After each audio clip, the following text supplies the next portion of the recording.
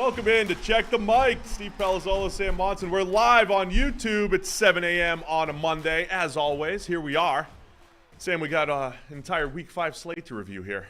Yeah, thankfully, though, there are a few fewer games because of bye weeks.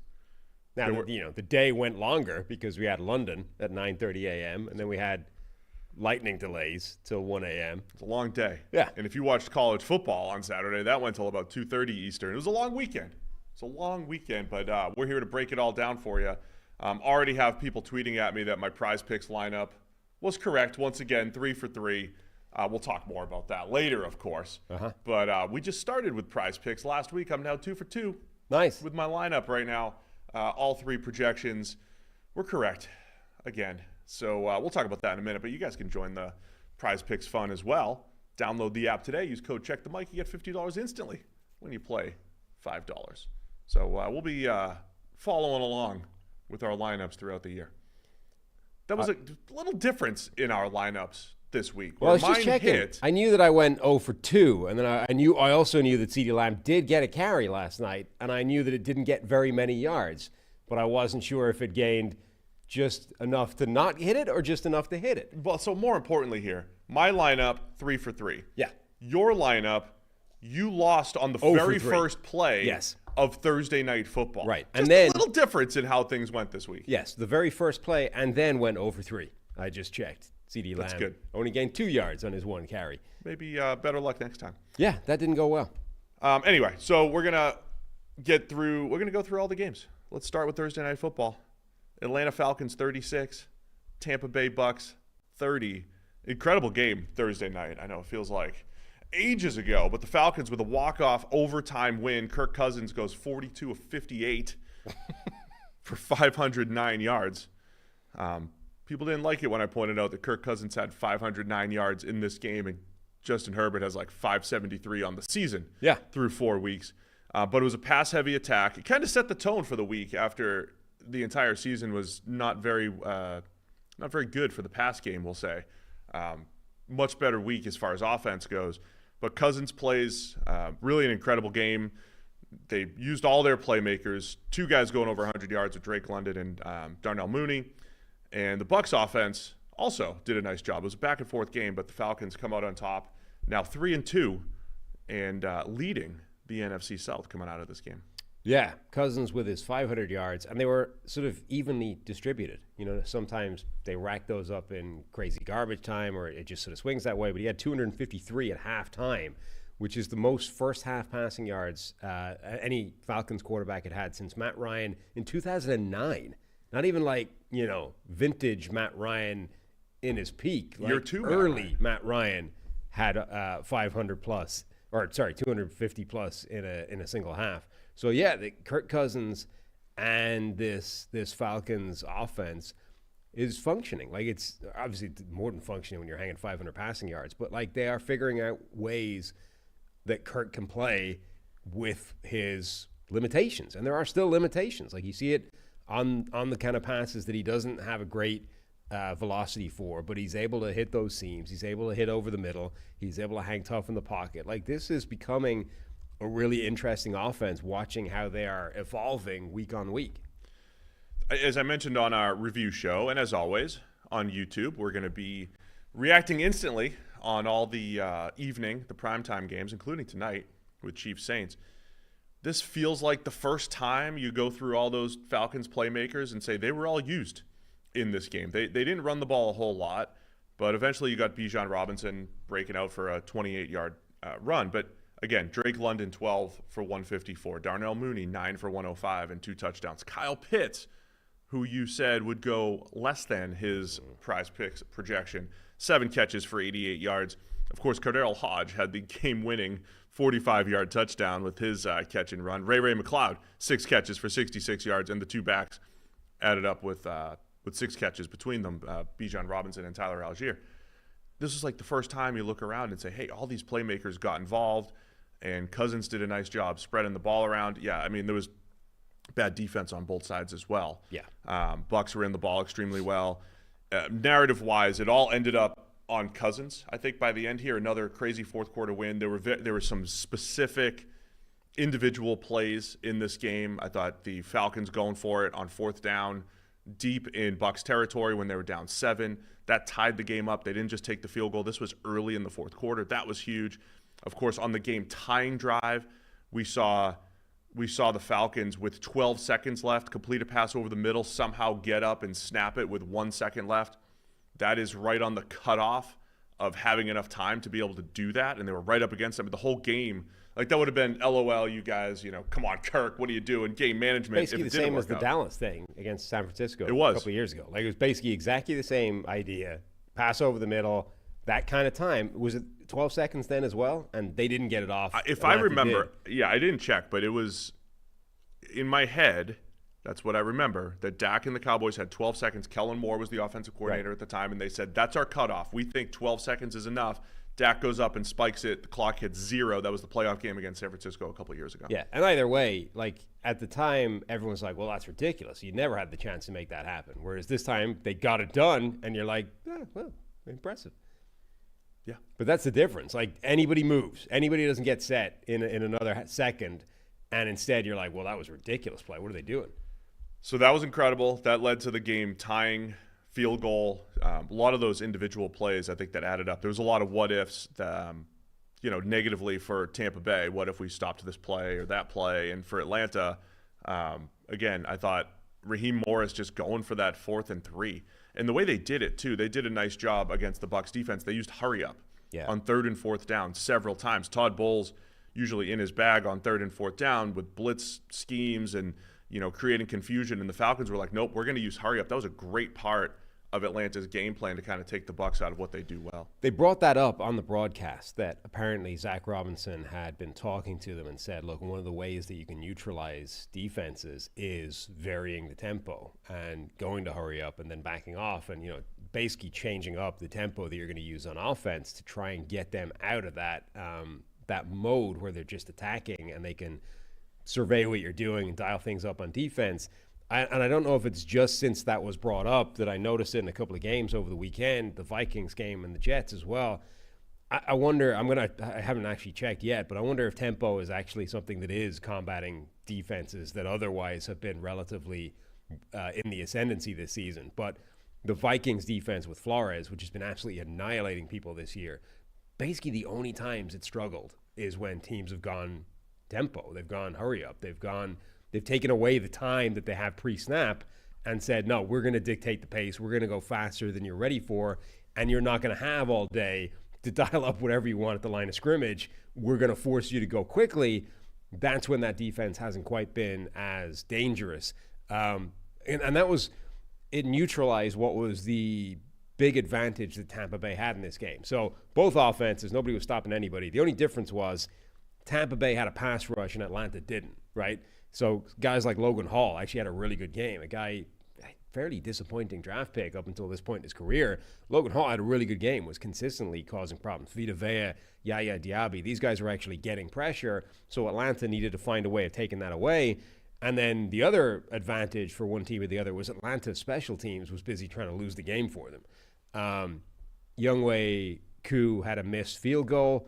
They had a big kick return as well that needed the last guy to save a touchdown.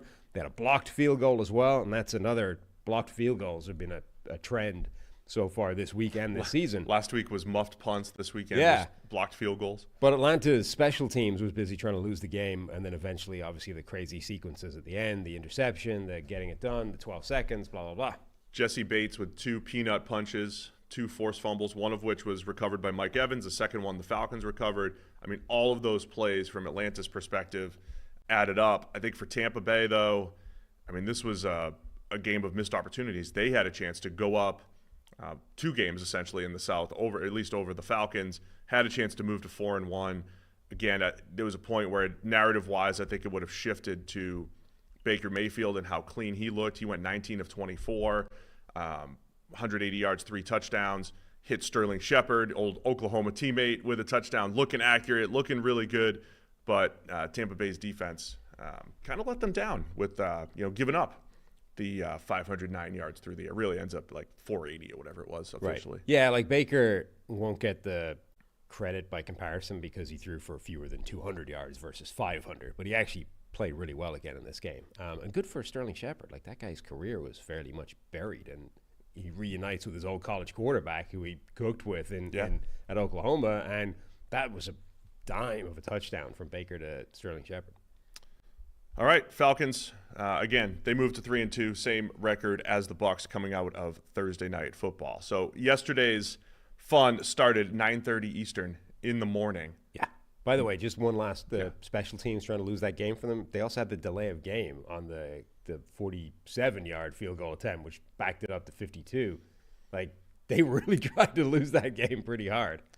Yeah, I mean, in a couple hours, we'll talk about the Ravens-Bengals game where the Bengals may have settled for, a 53-yarder that they missed. Yeah. Again, it's just like when things work out, it's like, oh, everything's good for the Falcons. When they made some mistakes where they easily could have blown the game or blown the opportunity to pull off that overtime win. All right, yesterday morning, Minnesota Vikings 23, New York Jets 17. Tottenham, they're out in Tottenham. They are. Spurs Stadium place. Yeah, huh? Which is outdoors apparently. There was some rain that came through. It's outdoors, there's no roof on it. There's no roof. Yeah. I mean, sometimes it looked like a roof. Vikings 23-17. Vikings move to 5-0. Jets fall to 2-3. Vikings do it again with their defense. Andrew Van Ginkel. Van Ginkel Island, alive and well. His second pick six in 5 weeks. That's the Vikings edge rusher. Yes. He's now putting together a bunch of these sort of quirky. Next to Ron Bland. No guy's ever done X, Y, and Z in the same 5-week period type of things. Yeah. You know, sacks, pick sixes, yada, yada. Yeah, incredible play by Van Ginkel. Incredible play by Flores to dial it up. We were wondering heading into this game, right? Does Aaron Rodgers, all 18 seasons of him, have a better chance to read this defense, diagnose it, and attack it in a way that the Shanahan quarterbacks and the young quarterbacks that they face this season do not? And the answer was no, not really. Flores got him a couple of times. I mean, he got him with that Van Ginkel pick six. At that point, it seemed to get in Rodgers' head because the next interception was not like a clever disguise, wasn't a complicated. He just missed by miles and overthrew his intended receiver, lobbed it right to a safety. Yeah, you got to say Flores did it again, and this time against a vastly more experienced quarterback. Rodgers going to finish with probably 3 or 4 turnover-worthy plays. I mean, look, I don't know how good he is now relative to just a few years ago when he was winning MVPs. He's always been good at taking care of the ball, though. Almost too much sometimes, right? Oh, Rodgers got the Football Perspective, FBG Chase on Twitter. So after the pick six, that was Rodgers' 5th pick six of his career. Right. Somebody else had the stat that like Peyton Manning and Drew Brees had like 27 or something. Rodgers has by far the best pick six rate in NFL history, right? He had a pick six on basically 0.64% of his plays, right? The next closest guy is Steve Young at 0.96. So Rodgers is basically an order of magnitude almost better than anybody else in NFL history at that. He is the most unlikely good quarterback to ever play the game to throw a pick six, and was busy just airmailing the football to the Vikings defense all game. Isn't Blake Bortles randomly on that list or something as a good pick six avoider? This is only the top 5. The top 5 of all time are Aaron Rodgers by a mile, Steve Young, Ron Jaworski, Patrick Mahomes, and Joe Montana. So it's a pretty good top 5, of which Rodgers is clearly the best. So the pick six early ends up with 3 interceptions, including the game clincher. Again, Rodgers' game, like I don't think this Jets offense has been great this year. You know, they're in the bottom 10 in scoring offense. They don't feel explosive. They feel kind of methodical. But when Rodgers starts putting the ball in harm's way, you don't get that offense. So the fact that Flores and the Vikings were able to do that, it was really impressive. Now you get this every time Rodgers takes a hit, too. He got rolled up on. It looked really bad for a while, but then he ends up coming back. I mean, it was he's at the point where I think every time he takes a hit, I'm kind of cringing, wondering what's going to happen. The last few games, been hit a bunch and, getting up very slowly. Yeah, I mean, he took one shot in this game where his knee got kind of folded up on that that had people worried. That certainly didn't look great. But that was the one where the Vikings had a roughing the kicker penalty, right? And on the punt, the drive stalled. Rodgers gets crumpled up on. Yeah. He's like, goes to the sideline. You go, uh-oh, Rodgers may be done. And then the Vikings take out the kicker's plant leg, 15 yards, drive extended. Rodgers like, oh no, quick, back in. And they scored at the end of that, right? They turned that into a field goal. So that was a swing in the game. It looked like it was heading Minnesota's way. And again, the Vikings had done, it's kind of the same script. They were dominating the Jets in the first half. And so Rodgers throws the pick six to Van Ginkel, which seemed to sort of affect him. And you're like, this is one of those Rodgers games where he just collapses and implodes that we were talking about. Yeah. Airmails that next interception just way over the head of his receiver. You know, Robert Saleh's got his head in his hands. Like, things are absolutely a train wreck for the Jets at this point. And then just before halftime, things sort of swing in their direction. They get a score.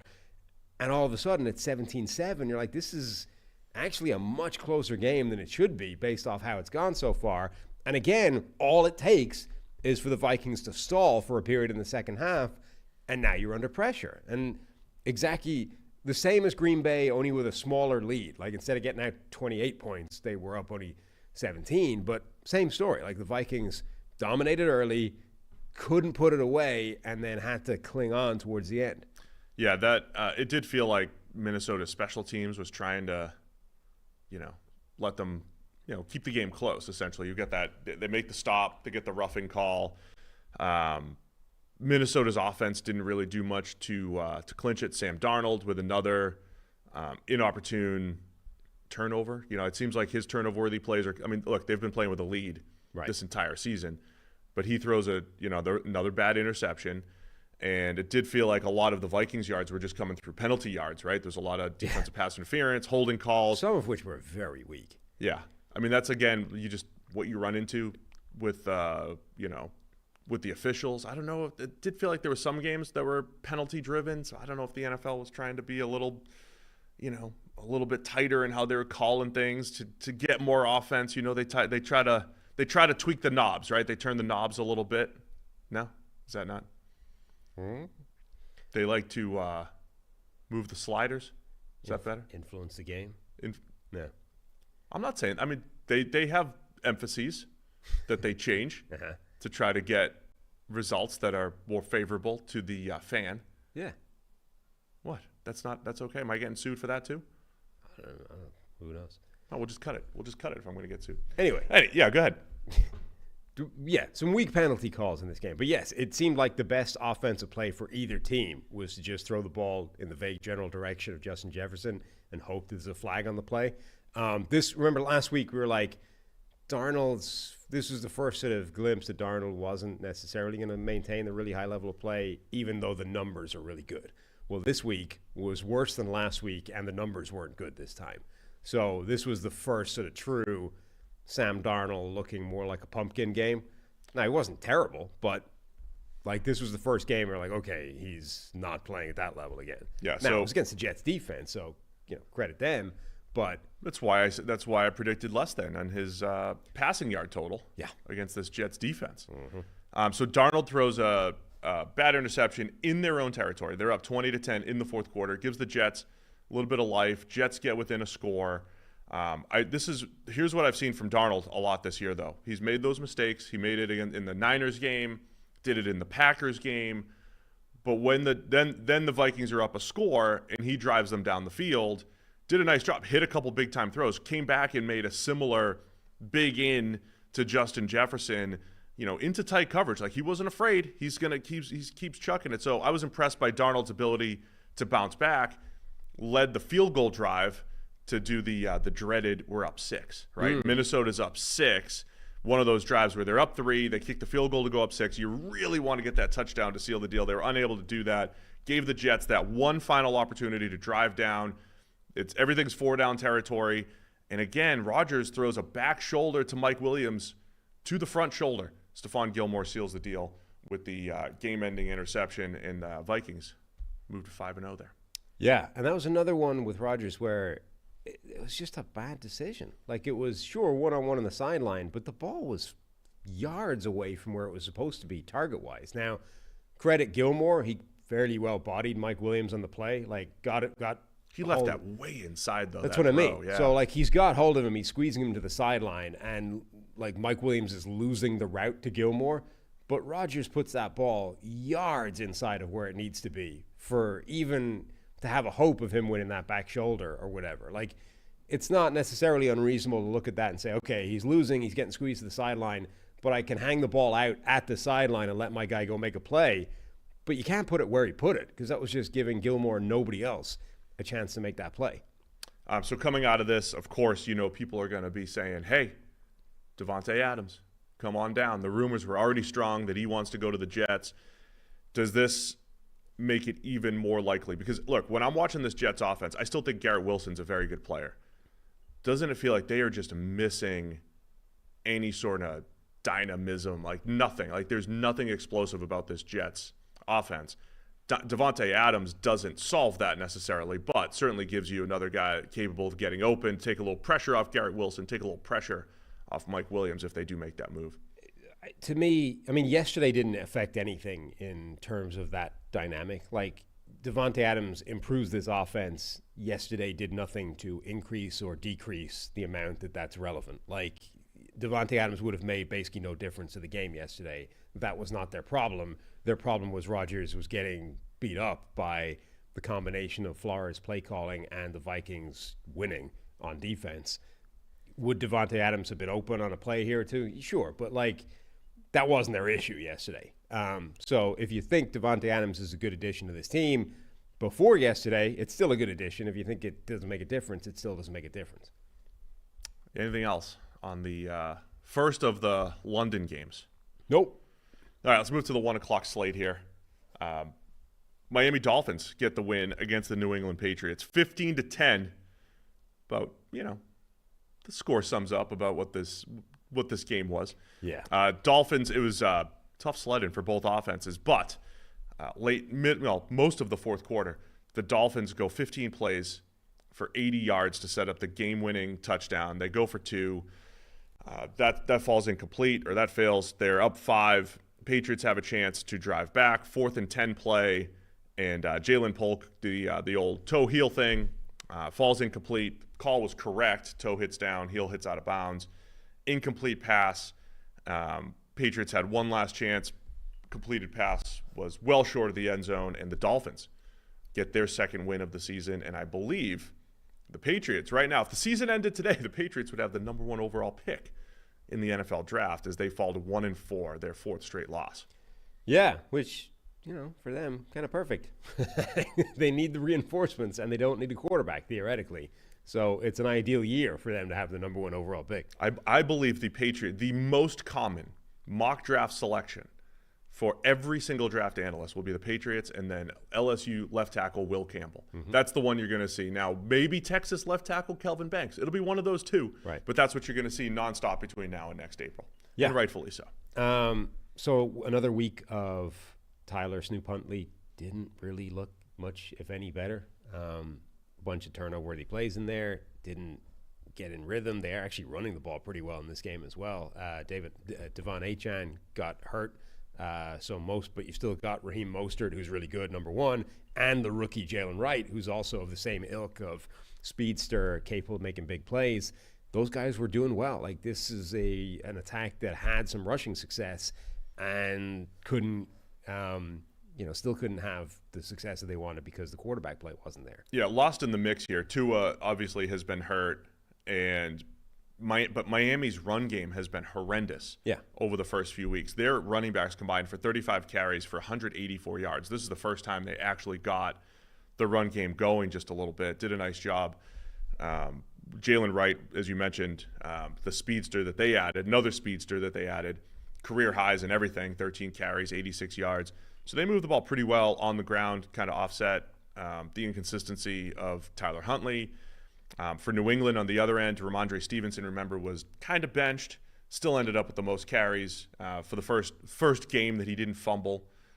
So 4 fumbles in 4 games. Stevenson, though, 33-yard touchdown to kick things off. That was the only score for New England, and basically the same Not so good passing attack with Jacoby Brissett, finishing with, I think it was a season high, 160 passing yards in this one, which included, basically a heave short of the end zone that gave him some passing yards that had no chance of going anywhere at the end of the game. Yeah, though that was offset by the heel toe touchdown that got taken off. Maybe. Like Brissett, when you look at, there were a bunch of tweets before this game where they were like reading out New England's starting offensive line. And you're like, when you consider this is what he's working with, in addition to who are the receivers he's throwing to, Brissett's playing pretty well back there. Like, number one, he's playing pretty well, just in a vacuum. And number two, that's the situation anybody that's asking for this is demanding the rookie be thrown into.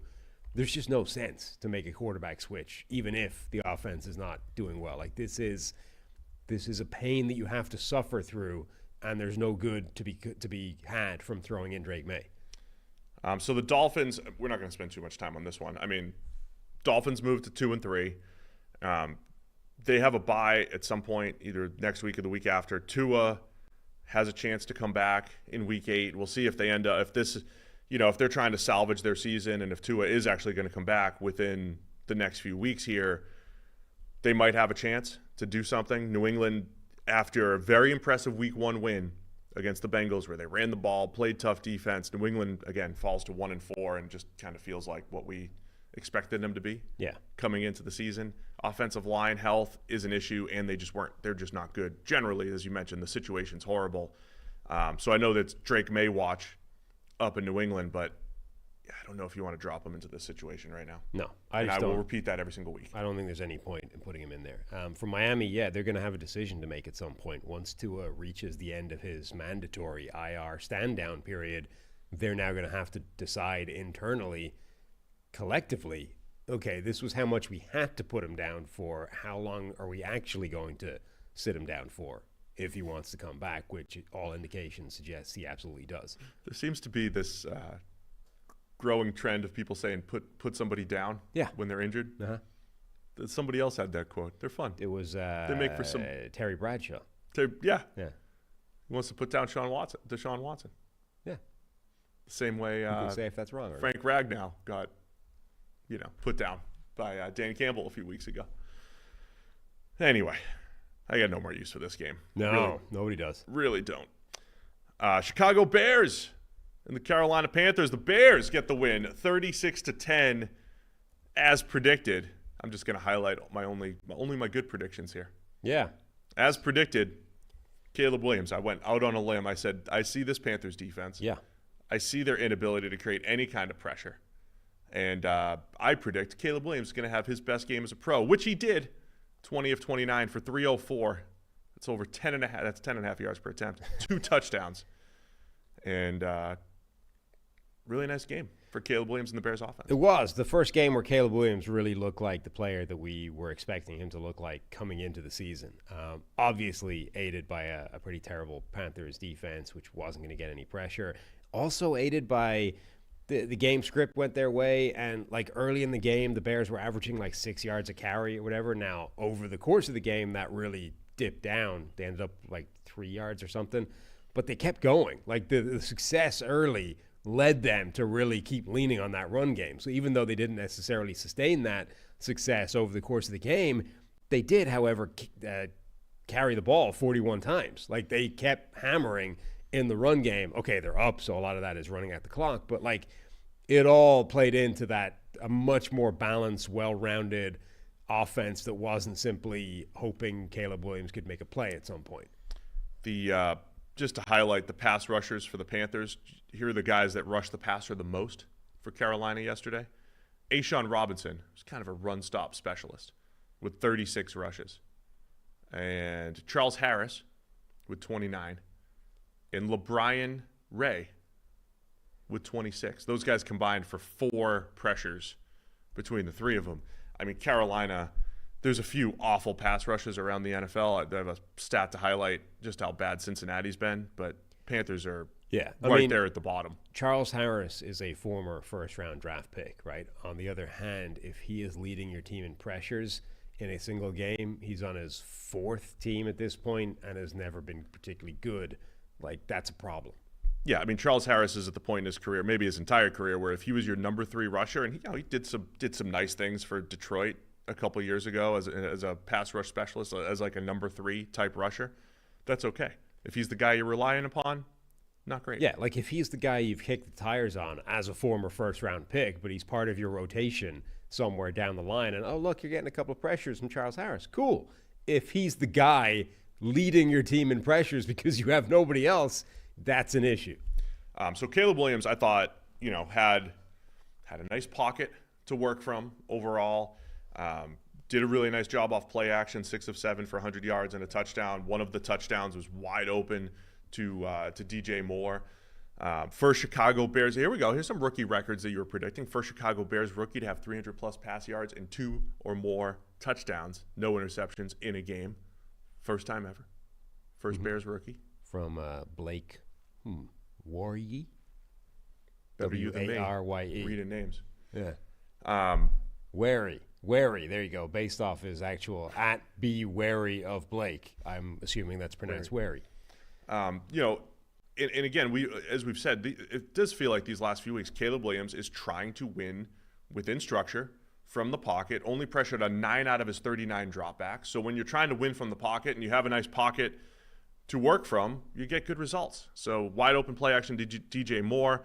His throw of the day was another backside post to DJ Moore for a touchdown, similar to his touchdown the previous week against the Rams, where he kind of hits the backside.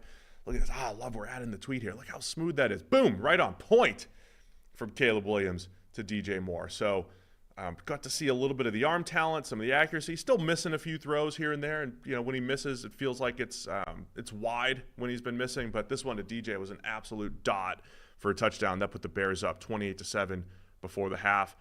You also had Andy Dalton, his worst game by far of the 3, where he's been the starter for the Panthers. And, nothing went right, really, for Carolina. No, including it was a costly game for them as well. They lost 2 starting offensive linemen in the game. Austin Corbett apparently hurt a pop in his elbow and went down. That's not a good thing. And then Taylor Moton at right tackle, he was one of those offensive linemen on one of those crazy snap streaks. Like remember when Mitchell Schwartz did like 12,000 straight or something, and Joe Thomas. And Taylor Moton was on a 6,700-plus snap streak of having never come out of the game. That ended with an injury in this game as well. I don't know how severe that's going to be, but this offensive line that had actually been looking like one of the best in the NFL for Carolina quietly lost 2 of the 5 starters in this game. So that could be a problem down the line. Not great, yeah. Also shout out just the Bears defense generally. Another really good game from them. They got after Dalton up front. Kevin Byard with an interception. Kevin Byard, remember this offseason, all the safeties got released. A lot of the veteran safeties, Justin Simmons, like all these guys were just kind of without jobs. And the last time we saw Kevin Byard, the Eagles traded for him from the Titans last year. And essentially right when they traded for Kevin Byard is when the Eagles defense fell apart.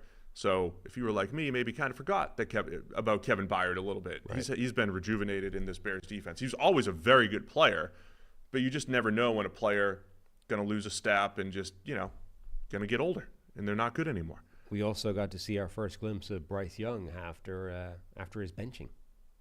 A couple nice plays in there. Yeah. However, though, if you were wondering, hey, did Bryce Young get fixed after a stint in the sideline? Have we reset him? Are we going to see some more Alabama Bryce Young? Honestly, it was like the first play call was designed as a test, like a calibration test. Is he actually willing to sit in the pocket, throw the ball over the middle to an open receiver? Let's dial up a play and find out, So drop back, two different receivers work over the middle from the right side, first shallow, and then a deeper dig in behind, each of which is open. The first guy, wide open on the underneath play, 1st and 10. Nope, not throwing that. Second guy breaks off. Nope, not throwing that either. And then bails from a clean pocket. Like that was the textbook Bryce Young play of, I disagree. Why? I think the deep in, we're talking Q4 415 here. Yeah. I mean, he could have thrown it over the backer. It's kind of a tight window.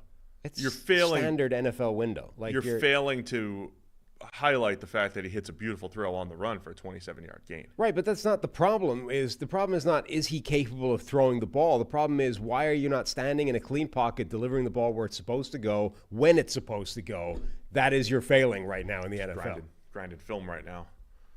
Bryce Young. Like that play was drawn up almost as a test. Is Bryce Young actually recalibrated and back to being a normal NFL quarterback? To which the answer was immediately no. Then he maneuvers the pocket. Nice little 15-yard completion on 3rd and 10. I mean, it's all in garbage time, but I don't know. I think you're overrating one play of Bryce Young here. It couldn't have been more of an obvious test of what they want him to do. 9 dropbacks, best he's looked in a long time. Just saying. It's the truth. Look, impressive win by the Bears. I think for Caleb Williams and his development, it was needed to be able to have a game like this where they hit on some big plays. Again, play action worked really well. Got him outside the pocket a couple times. Run game was effective early on. It was against the Panthers. Take all that for what it is, but the development of Caleb Williams is moving in the right direction. Yeah, I would say. Absolutely. I mean, this was the best he's looked, and it was a step, like a notable step in the right direction relative to the previous weeks. Anything else? No. On this Bears win here. All right, Indianapolis Colts at the Jacksonville Jaguars. The Jaguars get their first win of the season, wearing their throwbacks. Yeah. Got the throwback on, got the Brunel jersey. I wore it last night. I wore it today. You could do that, right? Sure. It's just a football jersey. Just throw it on. We had a bunch of with multiple throwbacks. You had those. You had the Broncos throwbacks. Yeah. Everyone kind of goes, oh, look, these throwbacks are just so, like, the reason they're all, you're like, why don't they? It's because they're just better.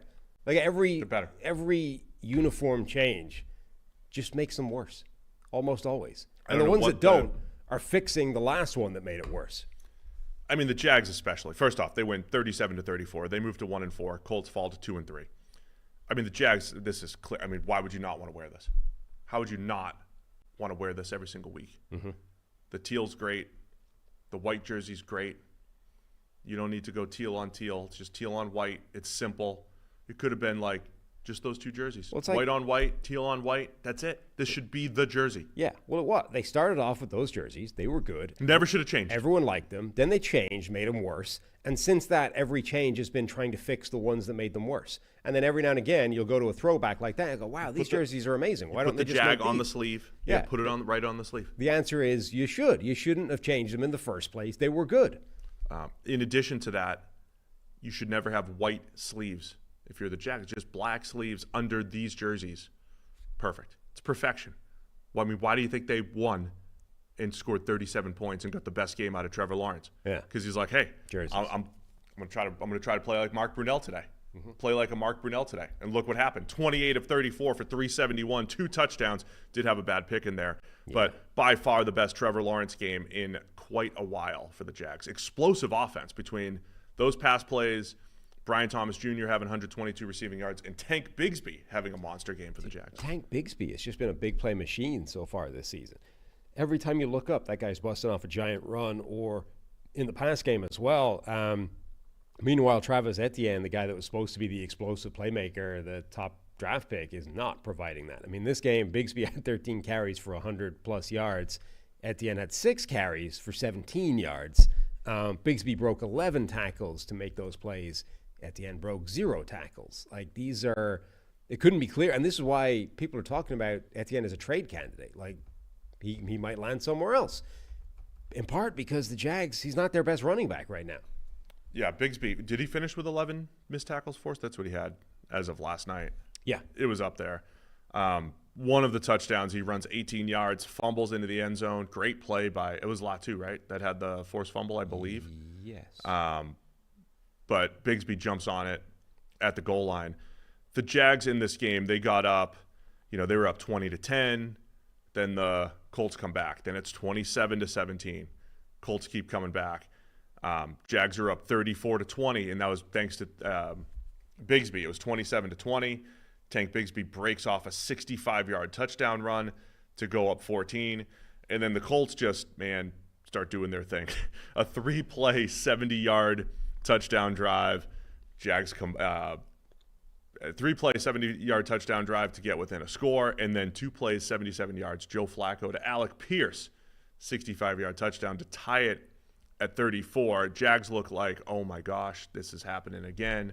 All the momentum, Sam, was in the Colts' favor here, but the Jags were able to drive down for the game-winning field goal to win 37-34.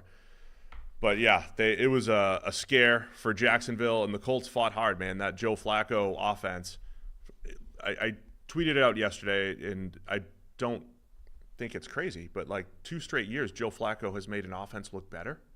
Yeah. One was the Browns and Deshaun Watson, and whatever else the Browns had last year. Remember, 4 other starting quarterbacks. Right. In this year, and again, I'm not saying Anthony Richardson is cooked and he's done or anything like that. And there are times this year where the Anthony Richardson-led offense has looked fantastic for the Colts. All I'm saying is, like, the Joe Flacco that we've seen the last 2 years is better than any other Joe Flacco I think we've seen, as far as there's some bad decisions in there. Like, he heaved one into triple coverage for a touchdown yesterday, which was great. The result was great. But he's got some aggressiveness to him that is able to put points on the board, and he did it again yesterday, almost led this miraculous comeback for the Colts. And this was maybe the best game of that entire sequence for Flacco. Like, normally, what was so weird about him last season is, yeah, he would put up like 300 yards every single week, but there was a lot of bad in there as well. And it's like, okay, at least he's providing a spark and the offense is moving and we are actually having production. And then it's just a case of, does his tendency to make bad decisions offset all that good? There was no argument. I mean, he just cooked and didn't make the crazy mistakes that he's made previously. And so the Colts offense was just significantly better in a way that it hasn't been. And then Alec Pierce, what an absolutely insane game. So he led the team by a mile in like receiving snaps, right? He was second in the team in receiving snaps to Michael Pittman, led the other receivers. And then it resulted in this Randy Moss-like stat line that all occurred in a couple of minutes, where he had 3 catches for 134 yards and a touchdown, one of which was a genuinely insane Randy Moss-esque one-handed catch down the sideline. Just insane production from him that only occurs on like deep bombs. Alec Pierce, to put some context to that, is now 10th in the league in receiving yards with 368. Yet he's tied for 95th with 13 receptions. His average depth of target in this game was 32.7 yards downfield. He's the deep threat. He's the guy that he's the wide receiver 4 that I yearn for, Sam. Yeah. Results-wise, at least. The legit deep threat, flip the field type of guy. And when you have that guy, you can put up 34 points and almost make a comeback from 2 touchdowns down. Their top 3 receivers, Michael Pittman, average depth of target 5 yards. Alec Pierce, average depth of target 33, as we said. Josh Downs, average depth of target 6.8 yards. So They got 2 guys that work horizontally over the middle or underneath, and then Alec Pierce, who benefits from that with the shot over the top. Which I love, by the way. I love that. It's just I've never seen a team that has such an extreme like dynamic of defined polar roles. opposites. Second straight week. I mean, Josh, this is where, again, Flacco running the offense. The second straight week. Last week he comes in after Anthony Richardson's hip pointer, his injury, and starts feeding Josh Downs. Did it again with Downs wide open early and often in this game. Ends up with 5 first downs, does Downs, on his 9 catches. Again, I think there's a lot of Michael Pittman and Josh Downs in that more, move the chains type of role, move the chains guys, and then you're flip the field to Alec Pierce type guys. Sorry, I lost my train of thought for a minute, but really nice job mid-sentence by the Colts receiving core. Yeah, cut that for social. Me trying to stumble through describing how I like the Colts receiving core here. Let's give a shout out to Trayvon Walker, who had a really good game. Yes. Doesn't tend to happen very often, and we've been relatively negative on Trayvon Walker on account of him not playing very good football most of the time. It's in my notes. But he was really good in this game. Had a ton of pressure, had one really dominant sack, had multiple sacks overall. One of his best games. I mean, against a pretty good player. Like, it's not like by far his best game. Ever? I mean, Yes. I haven't checked the rest of his entire career, but one of the best games he's played. again, against a player that can play. Like, he did this to Braden Smith, who's a pretty good right tackle. Yeah. Trayvon Walker ends up with 7 pressures, 3 sacks, a strip sack just before the half, which directly led to points. Huge play. I mean, there was only seconds left in the half. He did it against Braden Smith, who you described, right? Who you said he's a good right tackle. This was the first game, I would say, of Trayvon Walker's career where he made just a massive impact as a pass rusher. Remember earlier in the year in week 1, incredible sack against the Miami Dolphins, right? Where he's bull rushing the right tackle, right, running through 2 guys, reaches out, sacks Tua. The one individual play was outstanding. And then he did very little else on the other 40 rushes or whatever that day. In this game, though, consistently showing the power, showing the speed, when he breaks free on a stunt, you see the speed and explosiveness. But he was finishing plays as well. Almost had 4 sacks. He had the sack to seal the game with 12 seconds left. And again, did it against a very good right tackle in Braden Smith. So we are just brutally honest on the show, Sam. We have said, look, he hasn't been a great player for the 2+ years that he's been in the league, certainly not relative to number 1 overall expectations. This was, I think, by far his best game, certainly his best game as a pass rusher. I'm not saying it immediately flips a switch, but if he's half as good as this going forward, the Jags at least have something to build upon, and they have a compliment to him, to Josh Hines-Allen on the other side. This was an outstanding game by Trayvon if Walker. they got this version of Trayvon Walker every week, it would be a conversation whether they made the right call at number 1 overall. I mean, yes, if Trayvon Walker has his best game of his career every single week, there'd be a conversation. But that's the between level him he and needs to be at to make that a Hutchinson. conversation based off where Aiden Hutchinson is right now. But the reason why it's more interesting with Trayvon Walker is because he was always an athletic freak that seemingly needed some time. And the other players that we had compared him to, Donnell Hunter or Rashawn Gary took 2 years before he started to look really good, almost by the end of his second year. If this is a flip the switch type moment for Trayvon Walker, that is massive for the Jags, right? I mean, you still have to see it. The league's about consistency, not just doing it once.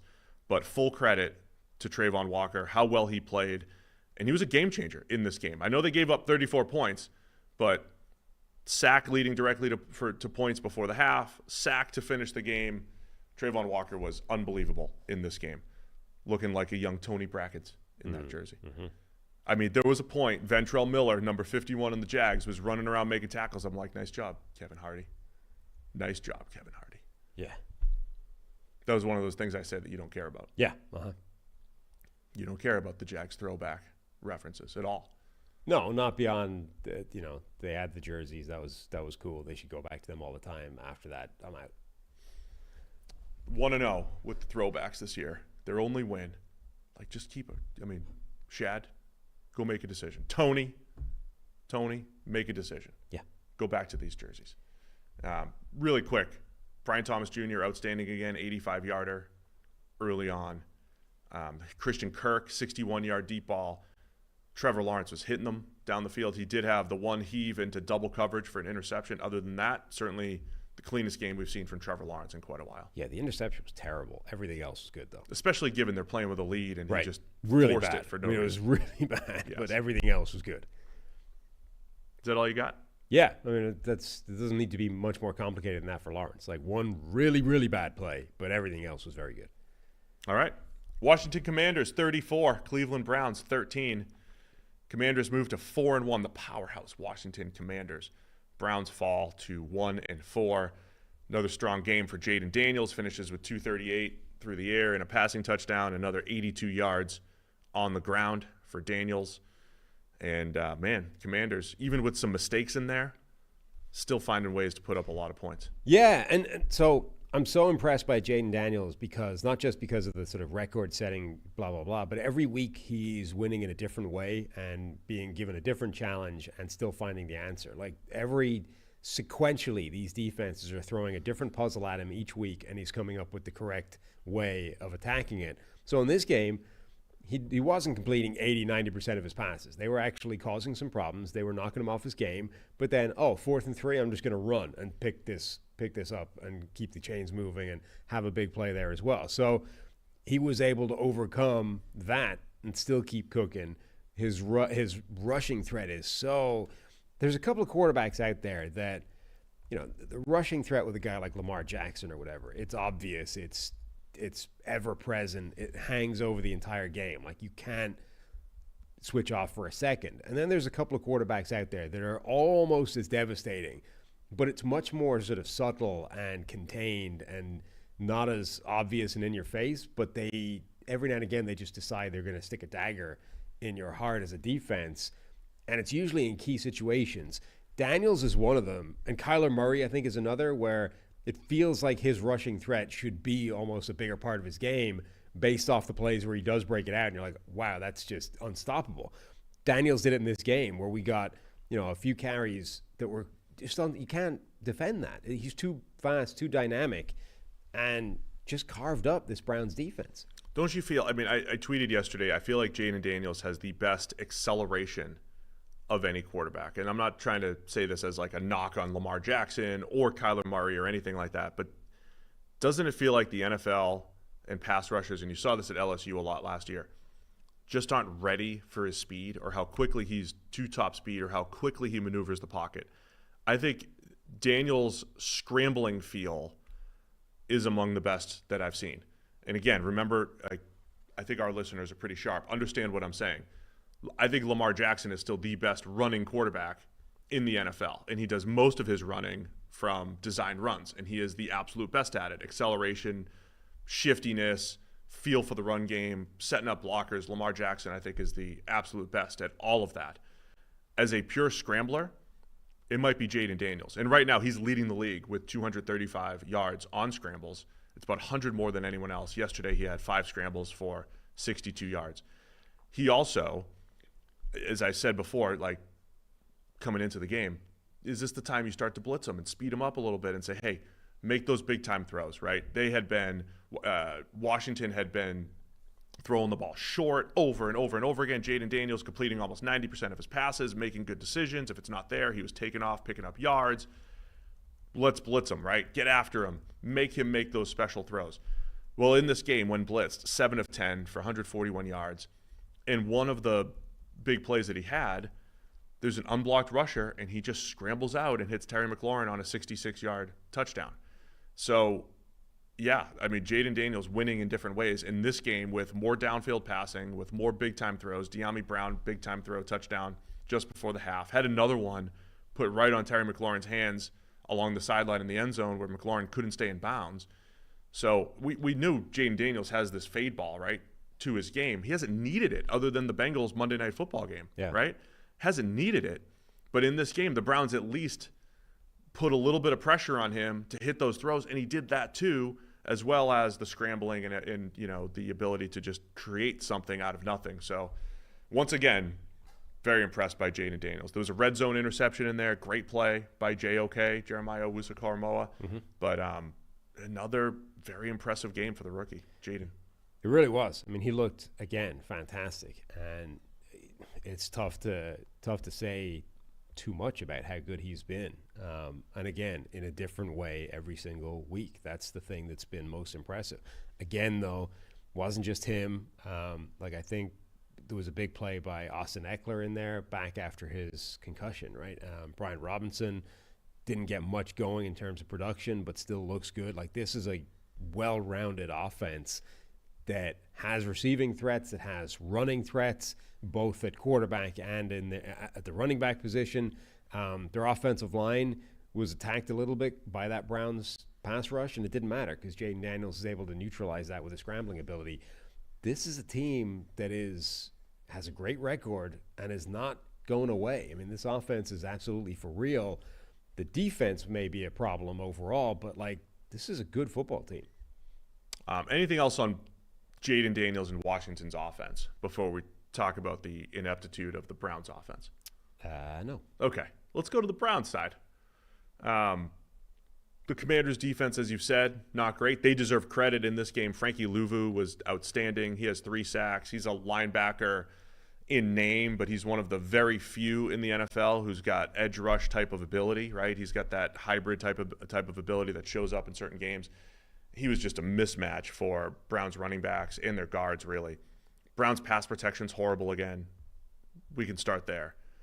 But another game where Deshaun Watson was not good, and the production of the offense was not good, and it's now becoming, just record-setting how poor this offense is from a production standpoint. Yeah, atrocious. And Deshaun Watson, coming off a pretty good game last week, even if it wasn't necessarily reflected in the overall production, back to being terrible in this game. And again, it's not all his fault. Like, the offensive line was bad, and DeJuan Jones, who we've said a lot, actually has been pretty good as a pass blocking tackle, and really hasn't been one of the problems. Even though technically he's a backup, he had a bad game. So the Browns everything is finding a way of making it worse. But at this point, it's impossible to come to the conclusion that Deshaun Watson is not at least part of the problem. And, they've reached the stage now where at the end of every one of these games, everybody is getting asked, hey, is Deshaun Watson getting benched? And Kevin Stefanski was really strong in saying no. Like, he's the starting quarterback. We're not even thinking about that. That's not the problem.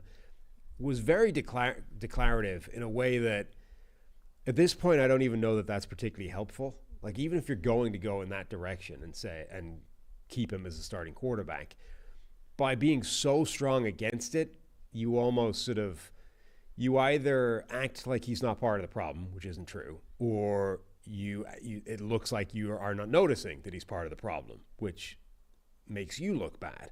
So at this stage, to not at least find a way of acknowledging that your giant contract starting star quarterback is playing like crap, I don't think it's helping the situation either. And now you're left wondering if Stefanski even has the power to bench him. Like, we've reached the point now where everybody is calling for that move.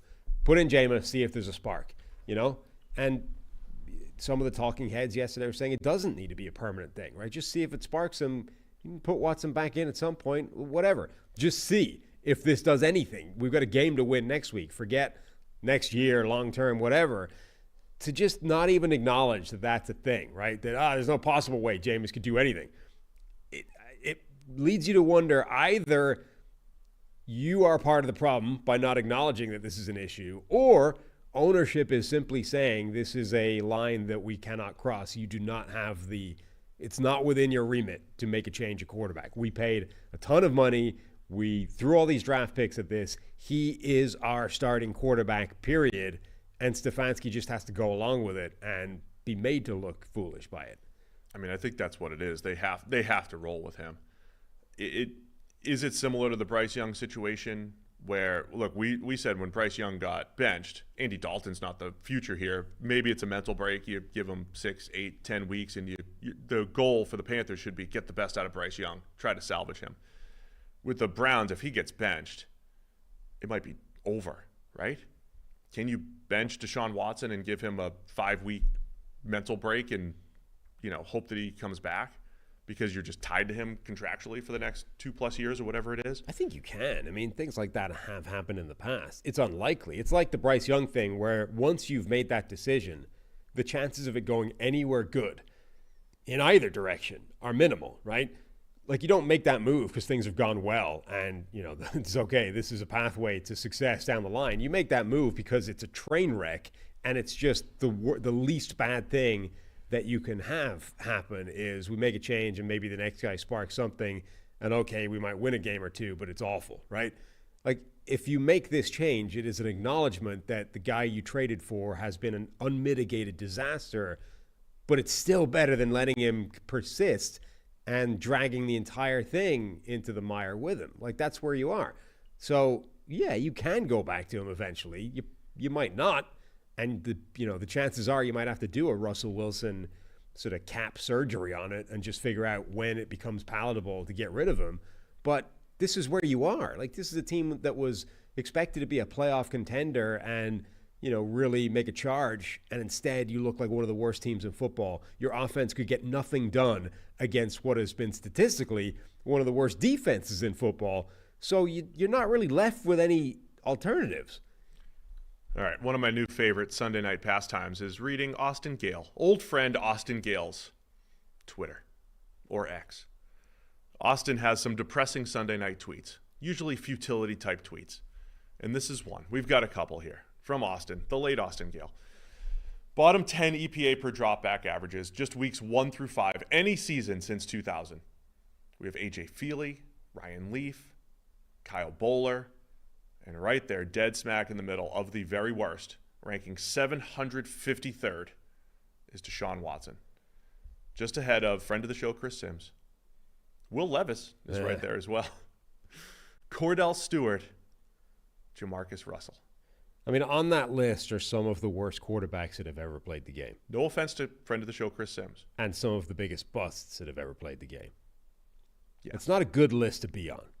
I mean, whatever. And then if you just look at the Browns, right? You mentioned a couple weeks ago the jersey of the 20-plus quarterbacks who have tried their hand at, quarterbacking the Cleveland Browns. Deshaun Watson's minus .30 EPA per dropback for the Browns, weeks 1 through 5 since 2000, is the very worst of any of those Browns quarterbacks.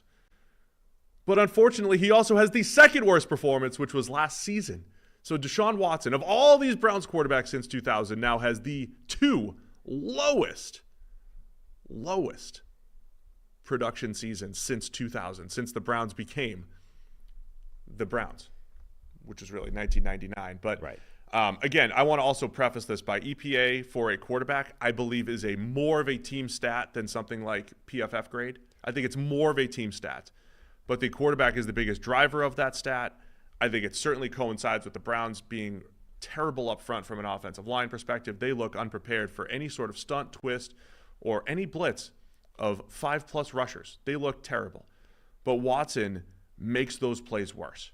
He just makes those plays worse. There was a play in the red zone yesterday. I know it's like easy from my couch with my fake Mark Brunell jersey to say, keep your eyes up in the red zone, man. You got a receiver wide open, but Watson just drops his eyes and just runs into sacks, runs into negative plays instead of doing anything that he did in Houston. So some perspective and just how bad it is right now. Sorry, Tyler, for the Browns in their offense right now. Meanwhile, Baker Mayfield has a PFF grade in the top 5, a passer rating in the top 5, is second in the NFL in touchdown passes, and generally looks like a really good quarterback. And he was the guy that actually stopped that list of names on the jersey, right? It had been an endless sequence of guys that were bad. And then Baker Mayfield shows up, looks good, wins a playoff game, everything's going well. The Browns decide, nope. He played through a shoulder injury and played badly while doing it. We're going to kick him to the curb. That's what it was, get Deshaun Watson. Just remember that, right? 2020, Baker Mayfield was a hero for the Browns, right? So this isn't the Sam Darnold situation where it was never good at all. No, Baker Mayfield's rookie season was good. Second season wasn't good. Third season was good. They won a playoff game in a shootout against the Pittsburgh Steelers. That's a heroic effort in Cleveland for Baker Mayfield. They made it to the final 8 and lost a tough one against the Chiefs, Chad Henne's Chiefs, by the way.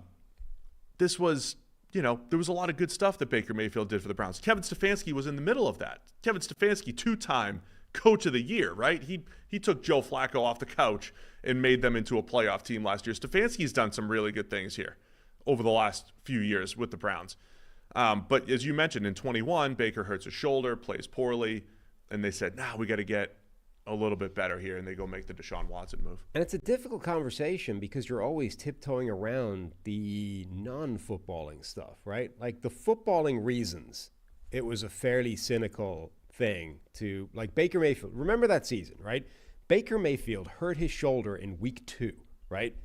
And then he kept playing on and made his shoulder sequentially worse over the course of the year.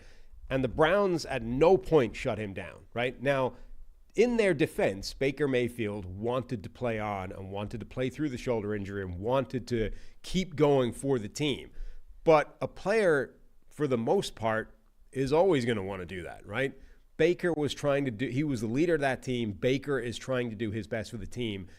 As the team, you owe it to your player to protect him and shut him down and say, okay, we appreciate this, Baker. However, for your own safety, we are shutting you down and going a different direction. They didn't. They let him go, and he played badly. And instead of giving him the $100 million contract that he was sort of on the cusp of, they rewarded him by kicking him to the curb and going after a different quarterback. That, in footballing terms, is a fairly cynical approach to the position. Then you get to the fact that the guy they went after is Deshaun Watson, who at the time had 23 separate lawsuits against him for some variety of sexual assault or that type of thing, right? So it's hard not to look at this and say, this is a fairly selling your soul to the devil type of arrangement, and look what's happened. I won't push back on that second part. I would push back on the football part of it. I know you and I, we've been doing the show a while. That very year, Baker Mayfield hurt his shoulder in week 2 and tried to play through it. It was his non-throwing shoulder. However, you and I, as big Baker Mayfield fans coming out of the draft, were very confused by the roller coaster ride that was Baker's career, right? Good, bad, good, bad. And the Browns, I don't think the football move was bad, right? I don't think it was good. The off-field, let's put the football move into perspective here. Deshaun Watson was coming off a 2020 season with a 90-plus PFF grade. It was one of the best, most efficient seasons for a quarterback on a losing team in NFL history. It was like him and Drew Brees, who had seasons this good, this efficient, on a team that went 4-12, fired their coach, and had fallen apart from a roster perspective. Deshaun Watson... He wasn't coming off that, though. He was coming off a year having sat on the sideline. The last time we had seen him... Right. He was very good.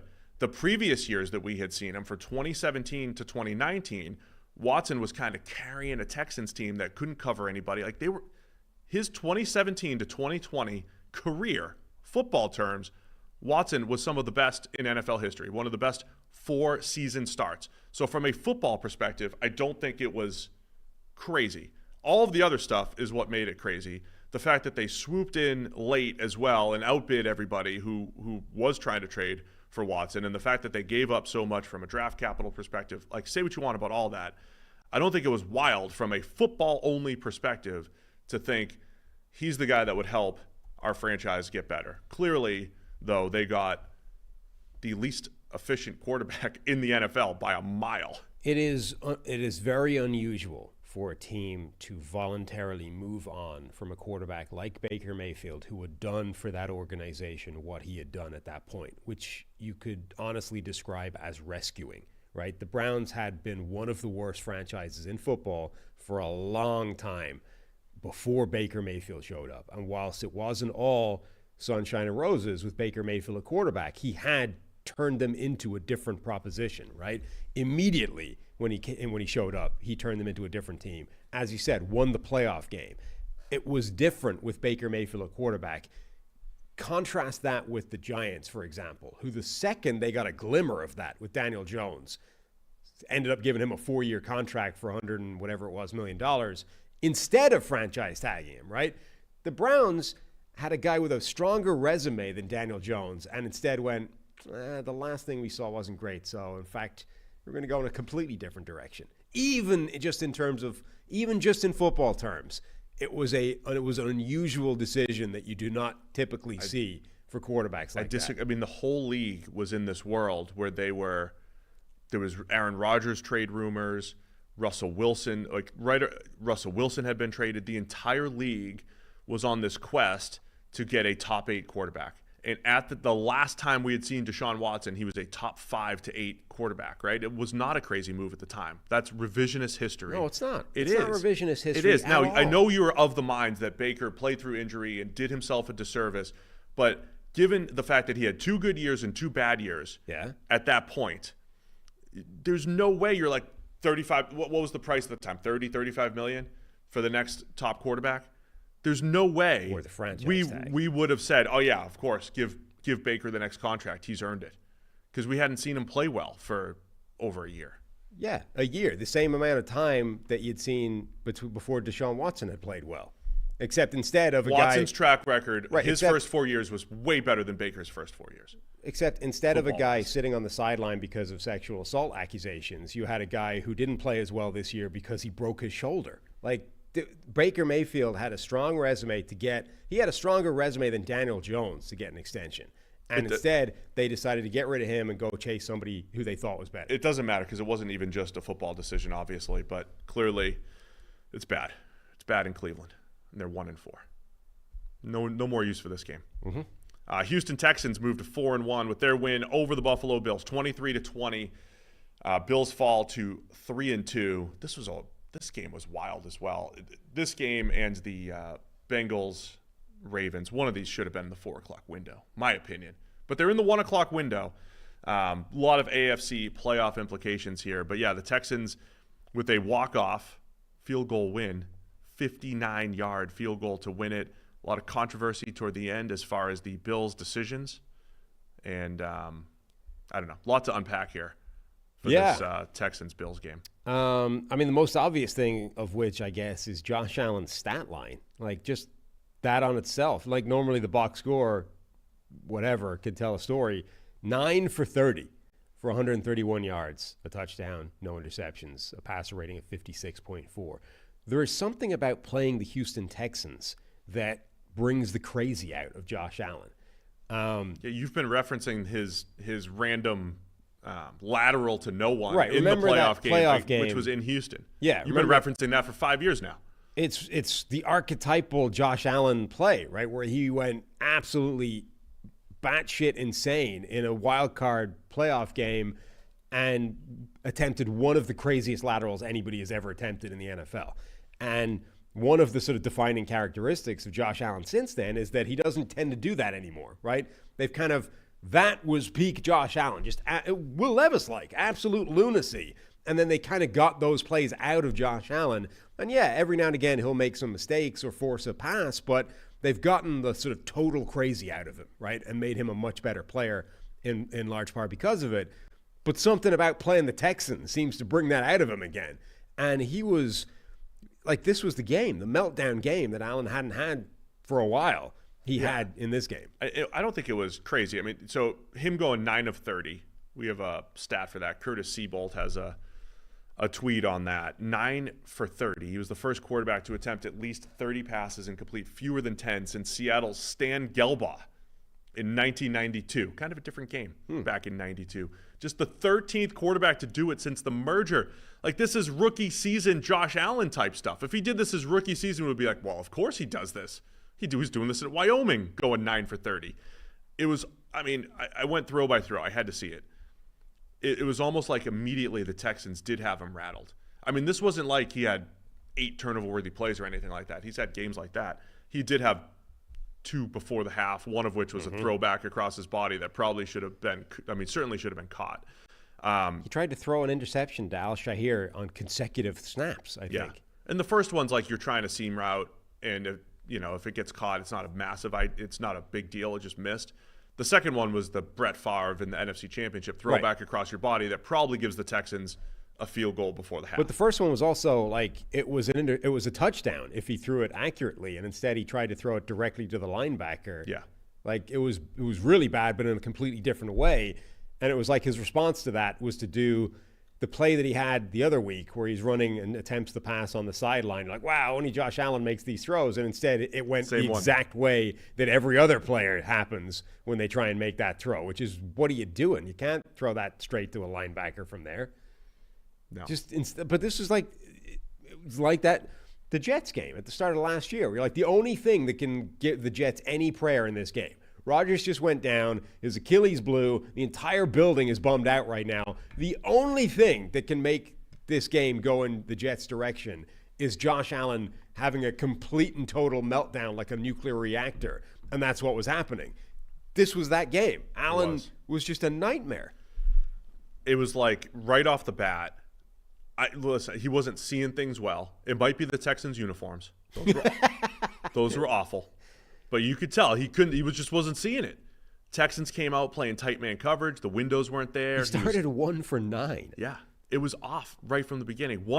So early on, Texans were playing tight man coverage. There's nowhere to throw. Kind of get it. But then, love the route, right, where you fake the dig and go deep, especially against a quarter safety. He has Mac Hollins yards behind the defense and just misses the wide open deep ball. which, by the way, that was the same play they came back to when they were backed up at the 3-yard line and trying to flip the field at the end of the game, and just missed that one as well. So he was missing open receivers. He wasn't seeing it well. He had an open screen. I think it was open. Screen pass, just didn't throw it and took a sack instead. I mean, everything about it was bad. It looked unsure on a deep out and sailed that one out of bounds. He had a scramble drill to Mac Hollins that he just one-hopped. And, probably could have had 100 yards of passing yards to Mac Hollins that he just completely missed. Mac also screwed one up along the sideline on one of the good throws that Josh Allen made. But it was rookie year Josh Allen. Yeah. Where it was inaccuracy, it was indecision, it was bad decision making. It was awful. This is the worst Josh Allen game I think I've seen since his rookie season. He has played Houston 4 times in his NFL career. The highest passing grade at PFF he has in those 4 games is 64.7. And he has... So it's not just these City Connect uniforms or whatever they were pulling off here. And he has 10 turnover-worthy plays in those 4 games. There is something about playing Houston that just causes him to melt down. And I was saying from Houston's perspective, this was a huge test for them to say, hey, we can play with the Bills, right? This is the C.J. Stroud era where we need to be able to play with the Bills and play with the Ravens and play with the Chiefs. And they certainly proved it in this one. Now, I thought C.J. Stroud was very good. Do you have anything else on Allen, by the way? That was just historically bad, by the way. And I want to talk about Stroud for a minute. Yeah, we said it. Complete and total meltdown of the type he hasn't had in a long time. And for some reason, Houston is able to manifest from him. Another game where I think Houston had trouble running the ball consistently. But Stroud making some big plays. Nico Collins, 67-yard touchdown. Stroud was very good. With a tweaked hamstring. Then he gets hurt, right. Then he comes out. But Stroud was very good overall the past game. He finishes 28 of 38 for 331, had that long touchdown, but almost single-handedly letting the Bills back into the game with an interception and fumble in the fourth quarter. Yeah. Right? This was a 20-3 game, and the Bills creeping back in with, James Cook touchdown. Then they get the Keon Coleman play on 4th and 5, 49 yards, where it looked like, did he step out of bounds? No, he didn't, but he came damn close to it on 2 separate occasions. He had one of those ones where his toe was inbounds. Had his heel come down, it would have been out of bounds, but it stayed in the air. Hovered. So he just kept himself in bounds. And then a couple of strides later, the foot came down and the toe was like millimeters inside the white line. Phenomenally close to stepping out of bounds twice with no reason for it. Like he just went that close to the sideline for no good reason. So anyway, Bills brought it back to 2020, and there were some fourth quarter turnovers in there from Stroud. It always sounds stupid when you say this, but outside of the 2 really bad turnover-worthy type plays, Stroud played really well. And honestly, it's another game where it reflects really well on Brian Flores.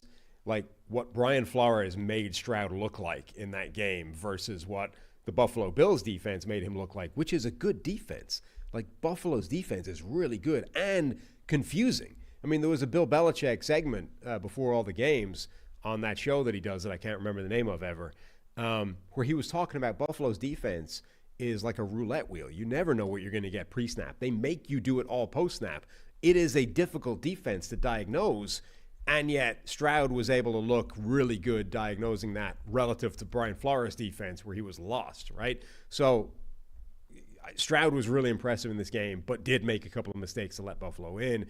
Buffalo's team outside of Josh Allen actually did really quite well to keep them in it and give them a chance to come back. And then we get to that crazy sequence at the end of the game, which we have to talk about. All right, so let's get to that. The Bills, first off, the Texans have the ball at the Buffalo 39, right? It's a 20-20 game. There's 44 seconds left. I have to vent about this for 1 second. I don't know if you agree or not. Mm-hmm. C.J. Stroud, it's 3rd and 5, gets called for intentional grounding. He's under pressure. The slot receiver is running a little whip route, a little return route. He throws the out route.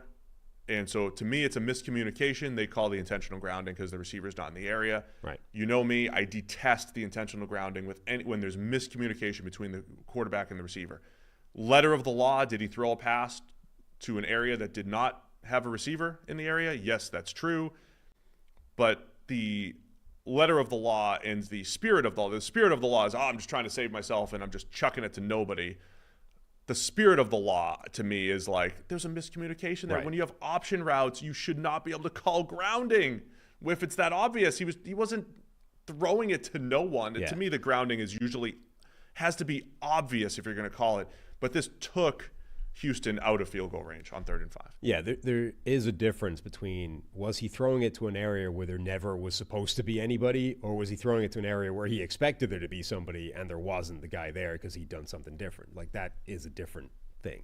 Yeah, and look, I don't want to put more judgment on the receiver and be like, oh, that's Spider 2Y banana. Right. This guy's got an option. But like, if you know ball at all, if you have any ball knowing ability, if it's an option route or if the QB's literally just throwing it to no one where there was no chance that anyone could be there. Come on, Dean. This was ridiculous. So it looked like it could have cost Houston a game-winning field goal opportunity. Right. So they have to punt. It's 4th and 15. They punt with 41 seconds. Good punt. It downs the Bills at the 3. So the Bills start a drive at their own 3. 32 seconds left, and it's a tie game. Yeah. Critically, Houston has all 3 timeouts. So Buffalo at their own 3-yard line, 32 seconds on the clock, with Houston having all 3 timeouts left. What do you do? I mean, probably go to overtime. Okay. Now, Buffalo. So if you run the ball 3 times, you make Houston use up all their timeouts. Houston uses all 3 timeouts. Punt the ball back to them and make them. With 32 seconds left, if you run with 7 play, there'll be about 10 to 15 seconds left, probably, right? 6 or 7 second run plays. Maybe not even that, but yeah. I'm sorry, maybe more than that, but yes, that idea. Even if there's 18 seconds left. Yeah. Instead, we see incomplete, and then a punt. The other thing. Go ahead. Remember, one of the things, the people that rail against analytics, right? It's always through the lens of the head coach knows better because he can see the things in the game that you're not factoring in, even though the analytics typically factors in most of the things that people say. But one of the things, for example, so if you're looking at this, you're Sean McDermott, it's not an unreasonable thing in a vacuum, in a broad sample size over a couple of years to say, Josh Allen is one of the best quarterbacks in the game right now. Maybe the only guy that you would take ahead of him is Patrick Mahomes. Allen is capable of going 60 yards in 30 seconds from his own 3-yard line. Let's give him a chance to do it. Let's put the ball in Josh Allen's hands and let's give him a chance to go win this game, right? That's not an unreasonable thing to say, right? What that data is not factoring in is that in this particular game, Josh Allen was busy absolutely melting down and had a much higher chance of throwing the ball to the defense than he did of throwing it to his own receivers. I mean, to be fair, his completion percentage was much higher. He was 9 for 27 at the time that the drive started. But if you're of the opinion that the head coach takes the broad data set and then modifies it for the game that data set is not factoring in, that modification in this game would be, dude, hand that ball off. Do not let Josh Allen attempt another pass. Yeah. The thing I mentioned on the instant reaction show last night, so you drop back to pass and they start chucking it deep, including on 2nd and 10, as I mentioned, they ran the same. I mean, they're going for the kill shot, the in and go that was wide open earlier in the game. As a move, like going back to the play that was wide open earlier, I don't hate that. But what I hate is when you drop back from the 3 against a pretty good Texans pass rush, you're just inviting not just a loss on a punt and a walk-off field goal, you're inviting a loss on a safety. You're putting the pressure on your offensive line, don't hold in the end zone. You know Allen's going to scramble around or has the ability to scramble around and make plays. As soon as he scrambles outside of the pocket, you have that, the worry about the holding call. There's so many things that could have gone wrong here for the Bills. But here's what the payout would have been. Josh Allen hits a big 30-yarder, 40-yarder. You're still 20 to 25 yards outside of field goal range, right? You need multiple big plays down here just for a payout that makes sense if you're the Bills. To me, I'm usually aggressive, but the downside was just too much here for the Bills. So they go 3 and out with 3 incompletions. There's 16 seconds left, 56-yard punt. Robert Woods returns it for 13 yards, and one little 5-yard run, and it's look, a 59-yard field goal is no gimme. Sure. But it's the Fairbairn hits it, and it's a walk-off win for Houston. Yeah, it really, it's just an amazing sequence. Like I said, in a normal game, I actually have some sympathy with the idea of we have Josh Allen, he's a super freak, let's let him cook, right? I know it's a risk. You might take a safety. These are the risks you take in order to play to the strengths of a guy like Josh Allen, right? It's a risk every time you let him leap over a linebacker. You still let him do it because he's a freak show. So I have some sympathy in a normal game to say, let Josh Allen be Josh Allen. He's one of the few quarterbacks in the NFL I think you give that chance to.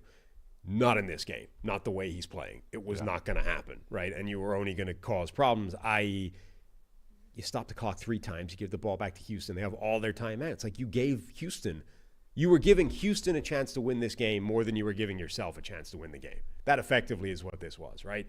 You could try and play for overtime, which normally I'm against, or you could try and win it yourself. But I think they were giving the Texans a chance to win this game more than they were giving themselves a chance to.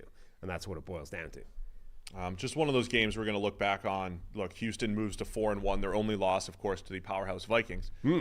Bills falling to 3-2. Playoff seeding, home field advantage, playoff positioning. Might see this matchup again. But Buffalo's back-to-back weeks here. Got beat up by Baltimore on Sunday Night Football, and then losing heartbreaker. Which, look, they didn't have in hand for most of the game anyway, but they Right. made it into a game, right? Buffalo, the narrative could have easily shifted and said Buffalo won this game despite Josh Allen going 9 for 30. They almost pulled that off, Yeah. right? The idea of winning a game when your quarterback's not at his best, which is huge for the Bills, to not have to rely on Allen. But Which has been the case for some of the time this season. Like, they have not, again, we've said a good thing for Buffalo is they haven't had to rely on Josh Allen much this season. Then they had a game where he was Superman. And then they had this game, which is the one they hadn't had for a while, which is what happens when Allen completely implodes. And that's what happened here. anything else on this one? Nope. All right. The last of the 1 o'clock games, another wild one. Baltimore Ravens 41, Cincinnati Bengals 38. Ravens move to 3-2, their third straight win after starting 0-2. Bengals fall to 1-4. I did state on the preview show if Cincinnati loses this game, their season's over. So pack it up. We both did. Yeah. I mean, 1-4 is tough to come out of. Yeah. It's tough to, I mean, if you're a Bengals fan, it might be tough to come out of this with a clear head. But 4 losses by a combined 15 points now for Cincinnati. All one-score games, obviously. And it might be too much to dig out of. Again, a lot to break down in this game. But Lamar Jackson, Joe Burrow, both fantastic. I don't even know where to start other than it was an overtime. In overtime, Baltimore got the ball. Lamar Jackson fumbles in Bengals territory. Cincinnati has an opportunity. They pick up the fumble. They have an opportunity right around the 40. They run the ball 3 straight times, attempt a 53-yard field goal for the win, miss it, bad hold. Baltimore gets the ball back. First play from scrimmage, Derrick Henry, who had been bottled up for 40 yards basically on 14 carries, goes 51 yards to set up the Justin Tucker game-winning field goal. And it did feel like Houdini act for the Ravens to come out of this with the win. Before that play, Derrick Henry was averaging under 3 yards per carry, and his longest run in the day was 7 yards. Like, they had done a really good job of actually bottling him up. Him and Lamar Jackson. I mean, Lamar got his through the air, but from a run game perspective, Cincinnati did a nice job till that last. Yeah, which they hadn't done, or which was a worry going into the game, rather, was can you keep that under contain? And they did. Now it came at a cost. They were getting wrecked in the air. But they had kept Derrick Henry bottled up, and then the one play that he needed, he broke it off. Really nice. There was a block by Patrick Ricard. There was a really nice block by somebody else as well. Who is... Probably Tyler Linderbaum, but it wasn't. No, it was Tylan Wallace, receiver. Number 16 was coming around the corner and got a nice block as well to spring Derrick Henry. So, yeah, really nice play that they needed to just, like, in that bad hold, boom, Derrick Henry, game flips from Bengals win to Ravens win. Joe Burrow finished with 5 touchdowns. I mean, if you said I thought it was a must-win game for Cincinnati. Joe Burrow is going to come out, go 30 of 39 for 392, 5 touchdowns. One of them was a 70-yard screen to Jamar Chase, but you had a bomb to Chase. You had T. Higgins with 2 red zone touchdowns. The special players on the Bengals offense were playing special football, right? If you said that was going to happen and they were in control for most of this game, you're like, all right, Cincinnati has a chance to go 2-3 here. Still not ideal, but we've seen this before. They're salvaging their season, and they're doing it against the Ravens in the division. But instead, every time the Bengals made a big play, Lamar and Baltimore did come back and made some huge plays of their own, including one of the best plays, I don't know, ever. Lamar Jackson with the stiff arm, scramble drill touchdown. Lamar Jackson was going blow for blow against this Bengals offense, and it was just an incredible back-and-forth shootout. It was, yeah. So big picture-wise, the Bengals offense is one of the best in the NFL right now. Yes. They are absolutely cooking. Burrow might be the best. He's probably playing better than any quarterback in the NFL right now. And it's probably the best offense that Burrow has ever presided over. It's one of the best in the NFL, and it's one of the best that he's ever had. And yet they're losing games because the defense is terrible right now, which had been a strength of this team previously. Just to blow up MVP narratives, Joe Burrow is an MVP candidate. By the letter of the law. Letter of the law. Right? The most valuable player, Joe Burrow, is doing as much for his team as any other quarterback in the NFL since week 1. Week 1 wasn't great. Right. But since week 1, Joe Burrow is an MVP candidate. And to be honest, if you're saying most valuable, theoretically his value is higher because the defense is so bad, because he has to do more, right? They didn't do, he had to face the Commanders, who were not stopped at all by Cincinnati's defense. The Cincinnati defense since week 2, which, by the way, held Patrick Mahomes to the lowest passing yard total of his career in week 2. Since week 2, it's awful. I have a number. I don't know if it's changed since last night, but the point remains. I mentioned in the Commanders game that Cincinnati had one of the worst pass rush performances I've ever seen for a team. The last 3 weeks, 3 straight weeks, Cincinnati's team pass rush grade is in the bottom 7 of any team using PFF grades. So they have 3 of the 7 worst team pass rush grade performances of the entire season in 3 straight consecutive weeks for the Bengals here, and allowing 29 points per game, second worst in the NFL. To only the Panthers. To only the Panthers. Terrible defense. And Lou Anarumo's, we've given him so much credit on this show, right? He seemingly found ways to slow down Patrick Mahomes at times when Mahomes has been at his peak. He's been a great game plan-oriented defensive coordinator. For whatever reason, none of that is present right now in Cincinnati. Yeah, a big part of it is the personnel decisions that they've made just haven't worked out. And it's not even bad process. They tried to future-proof this roster. They tried to see departures coming and, prepare for them and fill them with players. Those players just haven't worked out, and that's a problem. You can criticize the decision to let go of Jesse Bates, right? For example, one of the best safeties in the NFL. Look at what he's doing in Atlanta. He's still a ball hawk, a turnover machine, peanut punch, 2 times on Thursday night, all these kinds of things. So you can look at that and say, letting go of a guy that good is a mistake, right? Or you can say, sometimes these are the decisions you have to make, particularly when you're going to have huge money assigned to Joe Burrow, Jamar Chase, et cetera, and actually a safety is not where you want to put that money, and it's an okay decision to let him walk. So let's go get a next guy and plug that spot and get younger and cheaper and move in a different direction. That's fine. It's not an unreasonable decision to make.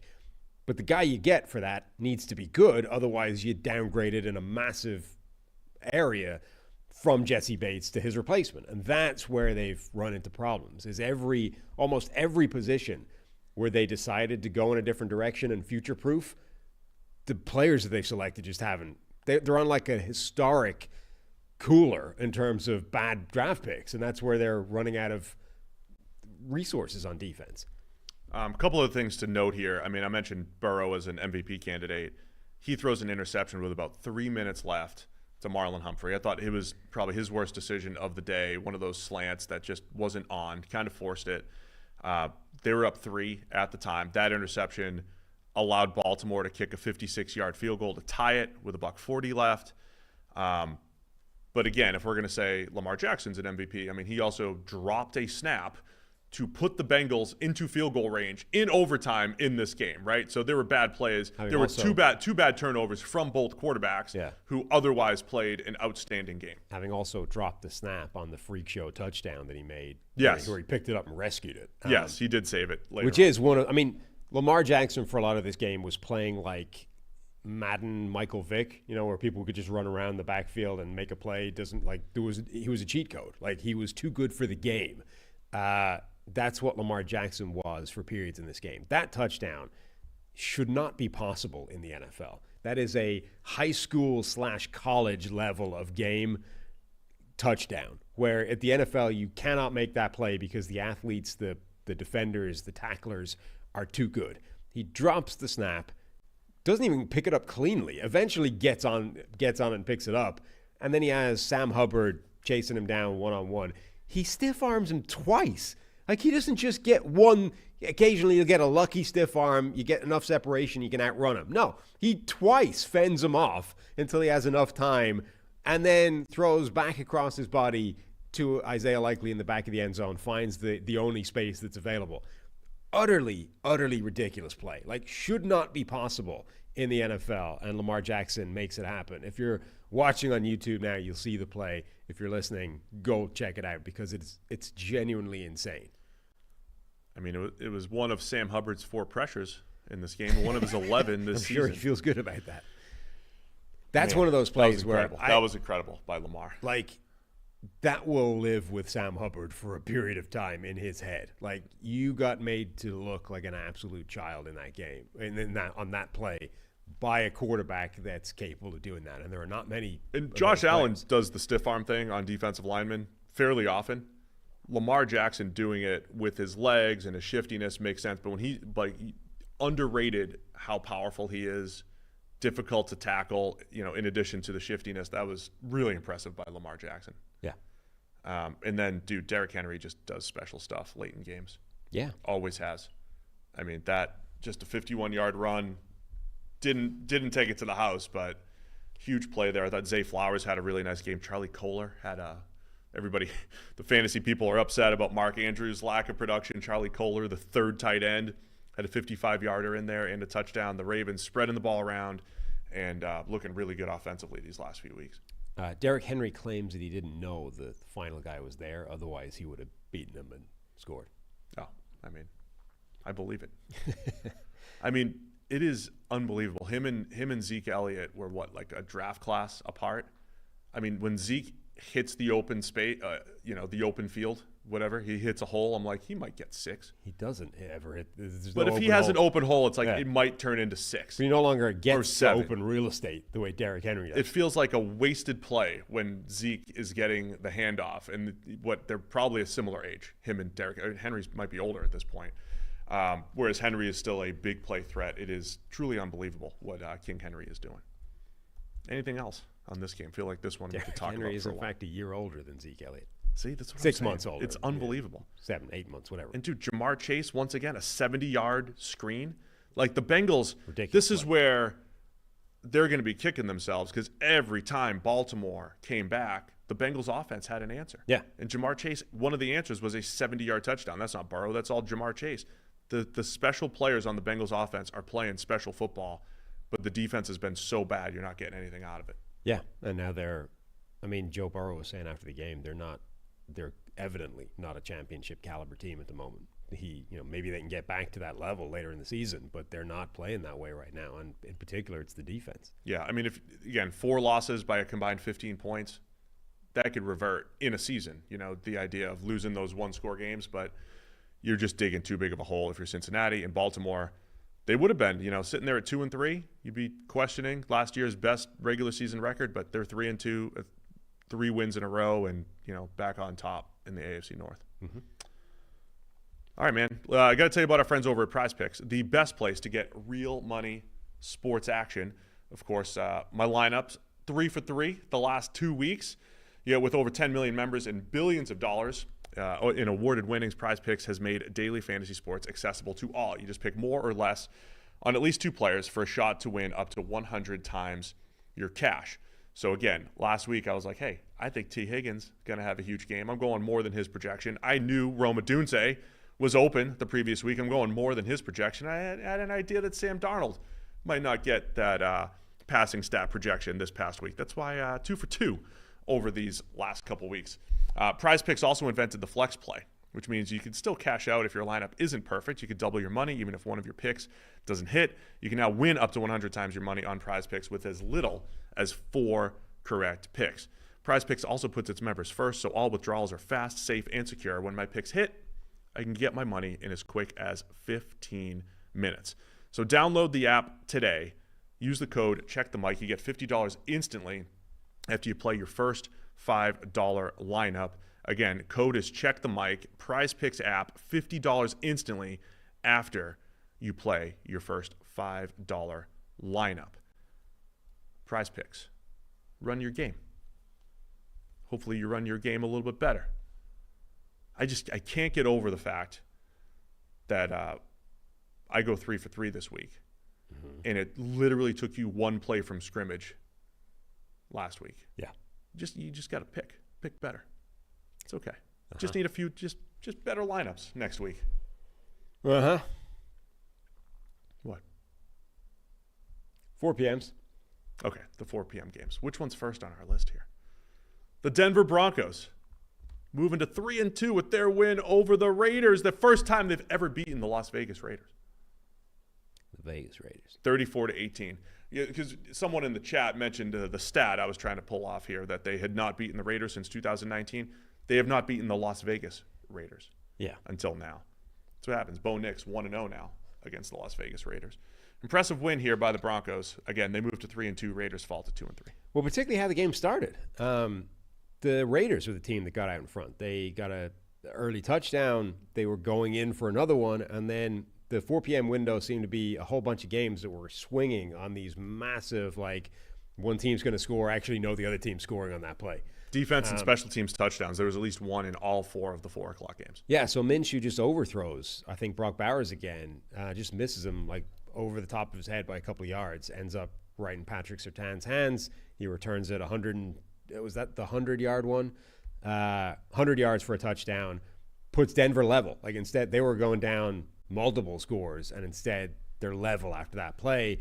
And then Denver ends up with, I think, was it 27 unanswered points, something like that, from being in a hole and the Raiders about to punch in a second touchdown to being 27 unanswered. It's a beatdown now in the opposite direction. The Raiders end up making a change at quarterback and just continue to sink even deeper into chaos this year. Yeah, Denver's defense, really impressive. Yeah, it was exactly 100 yards for Patrick Surtain on the interception return. It was 13-10 at the half, so still a close game. But Bo Nix hit Jaleel McLaughlin for a nice 4-yard touchdown. McLaughlin's made some nice plays for Denver coming out of the backfield this year. Bo Nix did the Drew Brees over-the-top touchdown QB sneak, which was great. Nix did a few Drew Brees type things in this game, including shouting at Sean Payton. You shouted at Sean Payton. Yeah, who was saying that you're supposed to push back on Sean, and that's what they were talking about. A lot of people were saying that. Yeah, they're like, good on Bo, yelling at Sean Payton and fighting back. So this was after the Troy Franklin drop. So we don't know exactly we have no idea what they're talking about, so don't even try. Right? And this stuff happens all the time. You're just competitive. You're trying to win. Poor Troy Franklin. But Troy busted coverage behind the defense, drops the ball for what would have been a 47, 48-yard touchdown. Yeah, right in the hands. He's got 2 targets. He has 1 catch for 20 yards. Should have had 2 catches for 60-something yards and a touchdown. Makes the day look a lot better if Troy can haul that one in. Yeah, bummer for him, because we were saying, like, look at the list of players that have more receiving snaps, essentially, than Troy Franklin in this game. Cortland Sutton, okay, fine. Little Jordan Humphrey, Josh Reynolds, Marvin Mims Jr. also getting buried on the depth chart. Like, there are snaps to be earned in this team. Had a couple big returns, though. Right, but there are snaps to be earned on this team. Troy Franklin has a chance to, like, put his hand. Okay, coverage bust. It's not like he whooped the guy off the line or anything, but, like, can't handle his speed. Yeah, guy has a chance to make a big play, end up with a nice statistical day. Earn himself theoretically a bigger role in this offense, and just stone-handed drop. Just a disaster of a play for him. Yeah, so that wasn't great. The other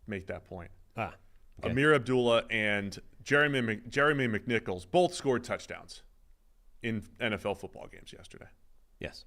That just stood out to me as guys who don't normally score touchdowns, who haven't been productive players Amir in the league in Abdullah a long time. still clinging on to roster spots and playing time is pretty impressive given his career. Who's that? Amir Abdullah. Yeah. He was a guy a lot of people liked to draft. When he was drafted back in the late 1960s, and has just. This is why it's interesting. This was like early Twitter days. There was an Amir Abdullah hive 2015 draft. There was a Jeremy McNichols hive, and it's like they came out yesterday. And Jaden Daniels and the Commanders are reviving McNichols' career. For those who don't know what team he's on, he's on Washington. The 2015 draft, second round, our first pick. draft. Yeah, second round draft pick. So a lot of people like this guy, and then he's just never really done it at any level. In any team, and has been more of a kick returner really than a running back in the NFL. And then, as you say, he has a touchdown yesterday. Leading rusher for the Raiders yesterday with 42 yards, which might not be great. Good for him. All right. Green Bay Packers get the win over the Los Angeles Rams, 24-19. Yes, 24-19. I lost the score for a second. Packers moved to 3-2. First Jordan Love win of the year. Yeah. Rams fall to 1-4. Another heartbreaker. What's their average margin? Let me go look that up here. Packers get the win here. Your thoughts? Your guy Tucker Kraft with a nice game. A huge game. You love Tucker Kraft. Everyone seems to love Tucker Kraft. He's a cult hero now. He looks fantastic. He went like full Gronk on that touchdown where he just caught it, barreled through a dude, stiff-armed into the ground, outran another DB. Just like that was like vintage old school Gronk, where he catches the ball and then lumbers an unreasonable amount of distance further. Do you think he should make it based off the fact that he's a tight end? Incredible play. I forgot that the Rams got whooped by 31 with their other loss, but 3 losses by 6, and 5. Three one-score losses now for the Rams. Given their injuries, they deserve a tremendous amount of credit for clinging as tightly to these other teams as they are. I mean, even in this game, right? Obviously, no Cooper Kupp, Puka Nacua. They're losing other receivers as well. Like, they don't have any receivers left to lose. Stop getting injured. And it's not like they're not doing it because they're able to stay in sort of neutral game script situations either. Like, they're getting down and still clinging on to these games or almost executing comebacks. Like, deep bomb to Jaden Reed early in the game. Green Bay gets up. And then Jordan Love going full Will Levis kind of helped them back into the game a bit. But it's impressive that the Rams are able to keep playing in these tough games, but they are just dramatically overmatched because of all the injuries. Love did the scramble drill throwaway attempt. McCullough walks in for a 4-yard pick six.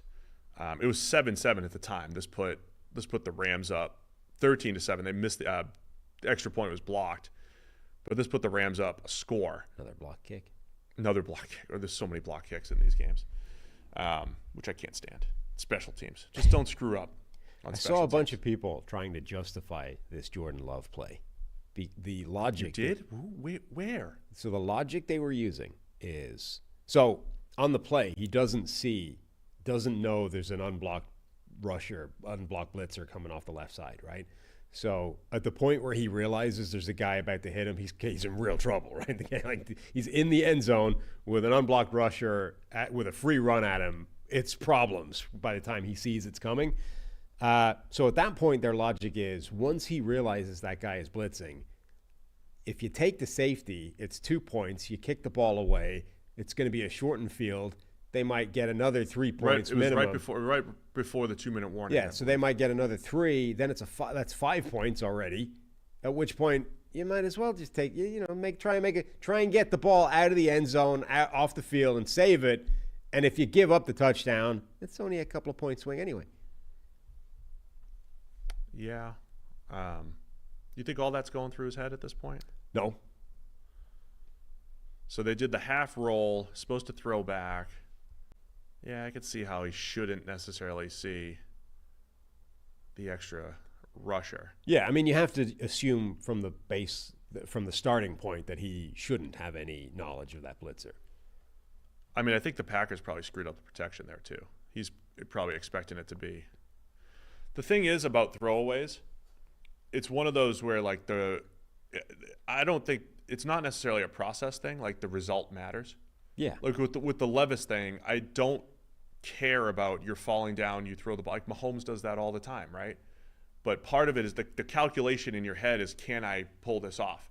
Like what has made Mahomes special through the years is his calculations are great. It's an inherently low percentage, extremely risky play that if you're going to attempt, you need to have a pretty high strike rate with. But the calculation, right? The math in your head is my arm strength, is my knee going down before I throw it away? How close am I to the sideline?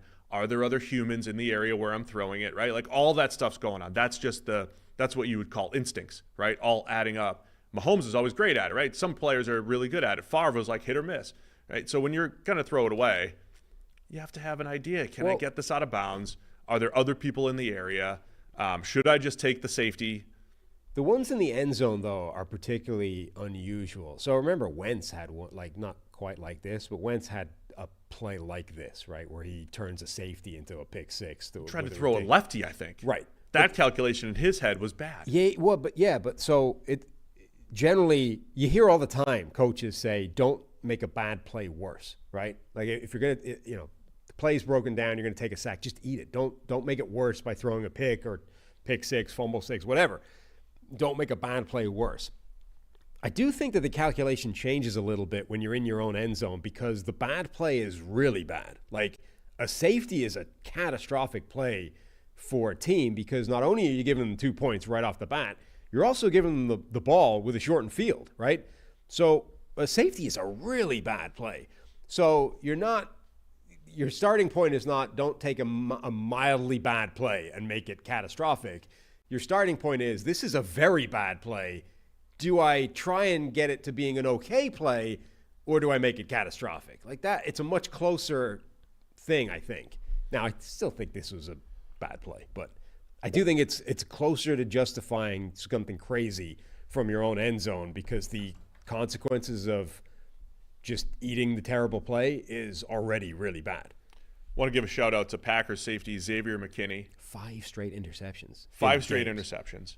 Now, as people, the Darnold fans who are justifying his decision from week 4, were telling us it shouldn't have been a pick by Xavier McKinney in week 4. But he's got 5 picks.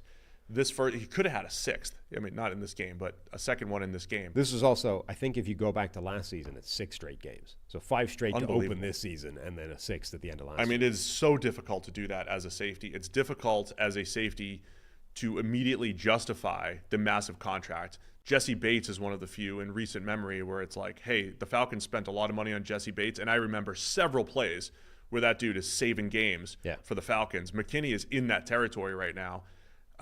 Unbelievable how he is in the right spot at the right time. Stafford overthrow, he makes the play. McKinney is seeing the game very well right now and making a ton of plays. Highest graded safety per our friends over at PFF, and just an absolute game changer so far for the Packers. And it's particularly difficult to do once you've already established that reputation as being that type of player. Like teams are now well aware of the idea that Xavier McKinney is that type of ball hawking safety. Maybe previous years, he could have understood, okay, he's sort of shocking them, surprising them with this new role of free safety.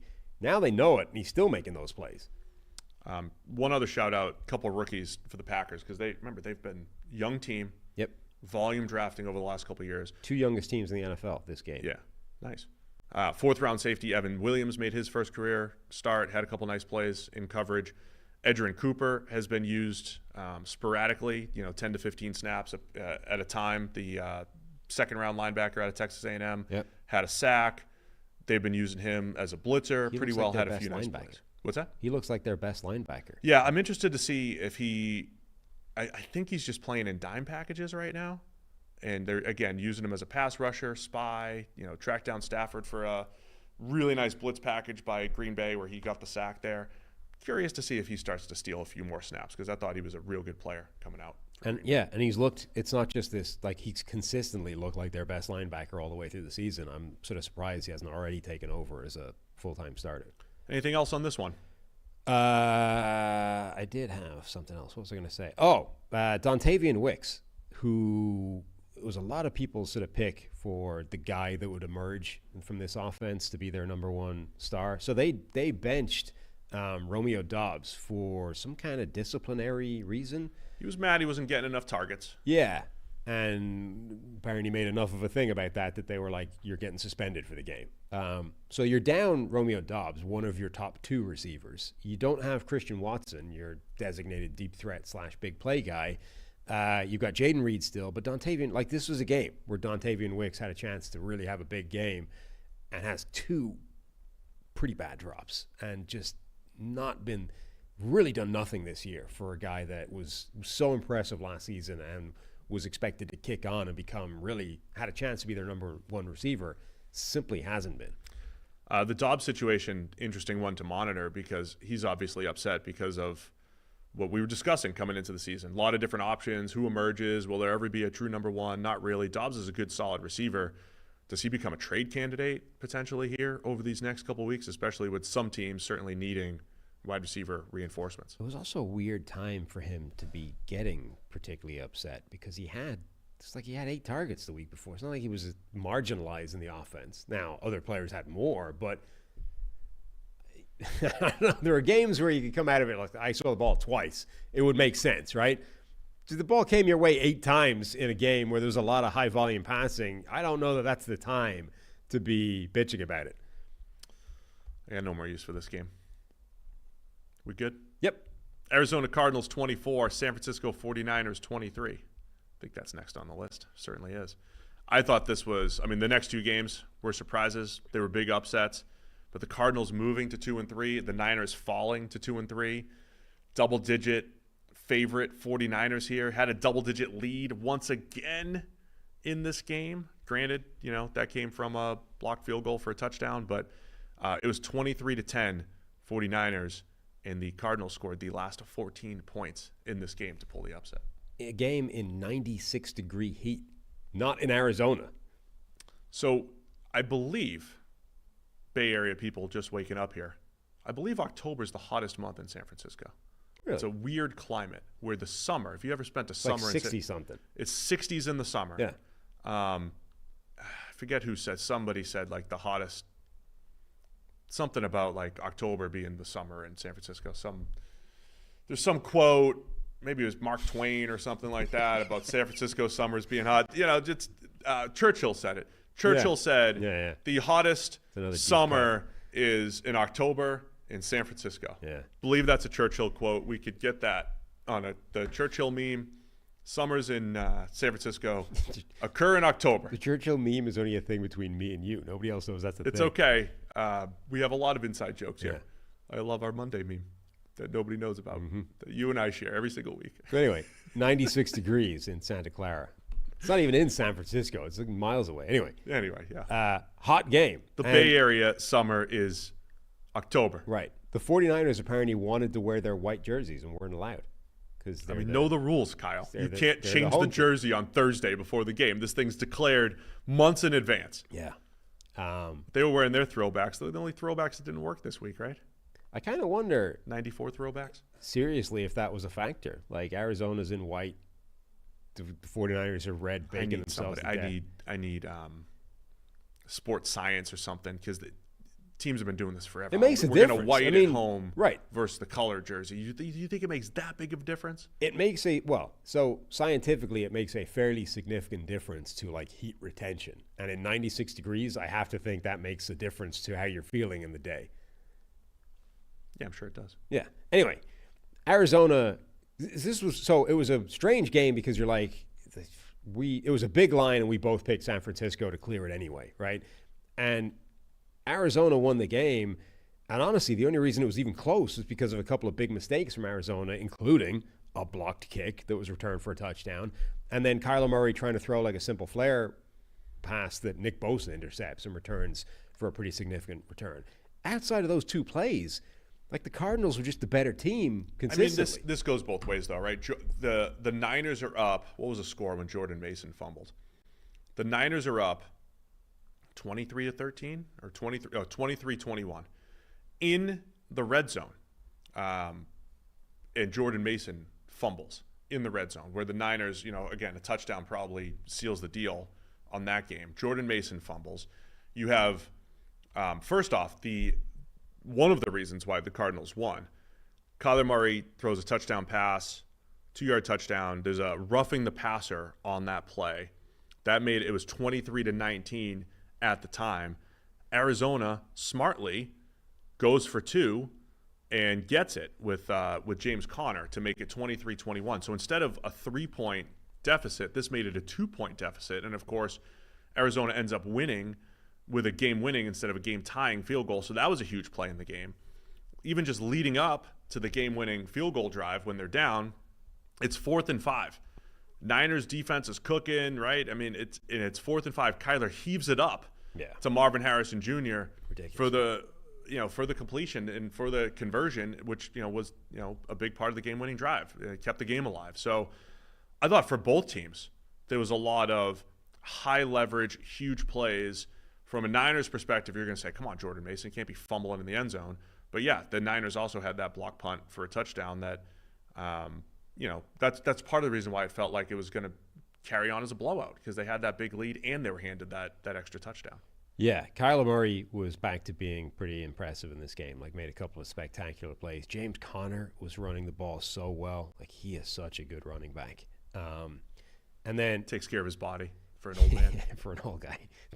Tom Brady describing James Conner like he's, the final throws of Adrian Peterson in the last days of his career, still looking chiseled and like an Atlas stone. This was like the first close game that Tom Brady's ever called, right? I thought he showed some enthusiasm and everything. I wasn't, again, I don't listen to, I switch the commentary on all the game all the time, but from what I was listening, it seems like he's getting a little bit better. Him describing the kind of late game management type of stuff was, I think, the most interesting stuff that he said. I think that's where Romo's really good. Is when you get into the quarterback's head and you're like, here's everything that we're thinking. Right. Not like, hey, just try hard, make a good play. It's because that's when they become quarterbacks again, right? You eliminate all the time they have to think about whatever crap they want to talk about, and it's just like, here's what's happening right now. It's a time-sensitive drive where the quarterback is basically running the show, right? That's when Romo is at his best. It's when Peyton Manning is at his best. It's when Brady is at his best. Like, simply getting that in the situation is where you get the best version of Tom Brady. That's where he is at his best, obviously. Like, that's what he was at his best at playing. It's just that, it's probably not worth $37 million a year. Oh, man, Arizona. I mean, again, Brady did mention this too on the broadcast. Like, they weren't getting pressure. Again, yeah. In this game. The more I doubt Arizona, every time, just like last year, I start to doubt them. I'm like, they're just a bad team. They did dial it up, bad though, defensively. Yeah, they did. Situations. They did, and the game-ending interception was outstanding. They got the unblocked rusher. Purdy probably just didn't feel it, didn't see it, held it a tick long. Ball gets popped up. Kaiser White with the diving interception. Like, credit that. That is, as much as I focus on the pass rush a lot week to week, because I think having dudes who can win one-on-ones is huge, which is why I like using the PFF pass rush grade. I think it's a great way of defining how well players win one-on-one and create havoc. But in today's NFL, I think we're seeing more and more defensive schemes dialing up free rushers, dialing them up at the right time, and the way offenses are handling those are a huge reason for success or failure. And Arizona dialed it up at the right time and created that turnover. All I wanted to say, though, was Gannon, as the head coach of Arizona, continues to impress me. Getting the team to play a little bit above their expectations, and I'm curious what that looks like if they get better players in there, if they get better players who can win one-on-ones up front, if they become a much better team over the next couple of years. We talked about this a little bit before with Jaden Daniels, but I feel like Kyler Murray's rushing threat is so underutilized by this team. He is devastating when he takes off. Like, he might not, again, the standard is always Lamar Jackson. He's not Lamar Jackson, but he's a cheat code. Like, the defense doesn't have anybody that matches up with Kyler Murray when he takes off. That scramble where he took off, or was it scramble or design run? The big long run for a touchdown that he had. He hit the highest mile per hour figure per NGS of any quarterback in the last 8 years. That dude has got wheels. Like, Kyler Murray, when he takes off, you do not have people that can stay with him. I thought Arizona's offense a couple years ago with Cliff took the next step when Kyler ran a little bit more. I agree.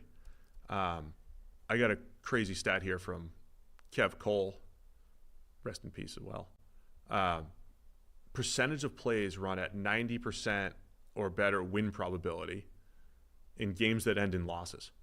Okay. 49ers have 26%, 25.9%. The Ravens have 6%.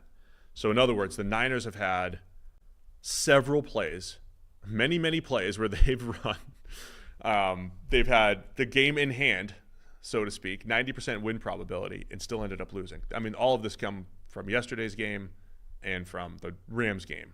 It has to be, right? Those two games. Right. I mean, these are tough to swallow, I think, for the Niners fans here.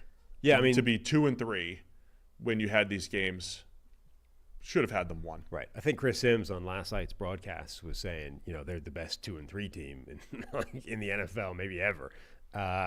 They should have been winning these games comfortably, but they found ways of losing both of them. I mean, I was in the middle of workshopping a similar take about running quarterbacks. Brock Purdy scrambling around. He's got 8 first downs.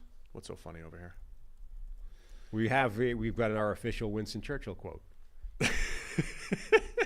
which again is an in-joke that only you and I get. We got to know. All of our fans know the Churchill quote because Tyler Lockett made a statement last year, and I said that's a Churchill quote. That's a podcast joke. Mm-hmm. We could put it up there. This was. Yeah, but it requires like the 7 people that remember that to get it, whereas you and I have turned it into a meme in WhatsApp. It's slightly different. Here we go. It be hot AF in the Bay Area in October. Winston knew. Winnie knew. Churchill, probably. Yeah. Anyway, Brock Purdy is in this. He kind of scrambled around and took a sack right after I was workshopping this in my brain, but he's got that great spatial awareness and feel for when to scramble. He had another 33 yards on four runs. Most scramble first downs this year, it's Jaden Daniels and then Brock Purdy and Josh Allen tied with 8.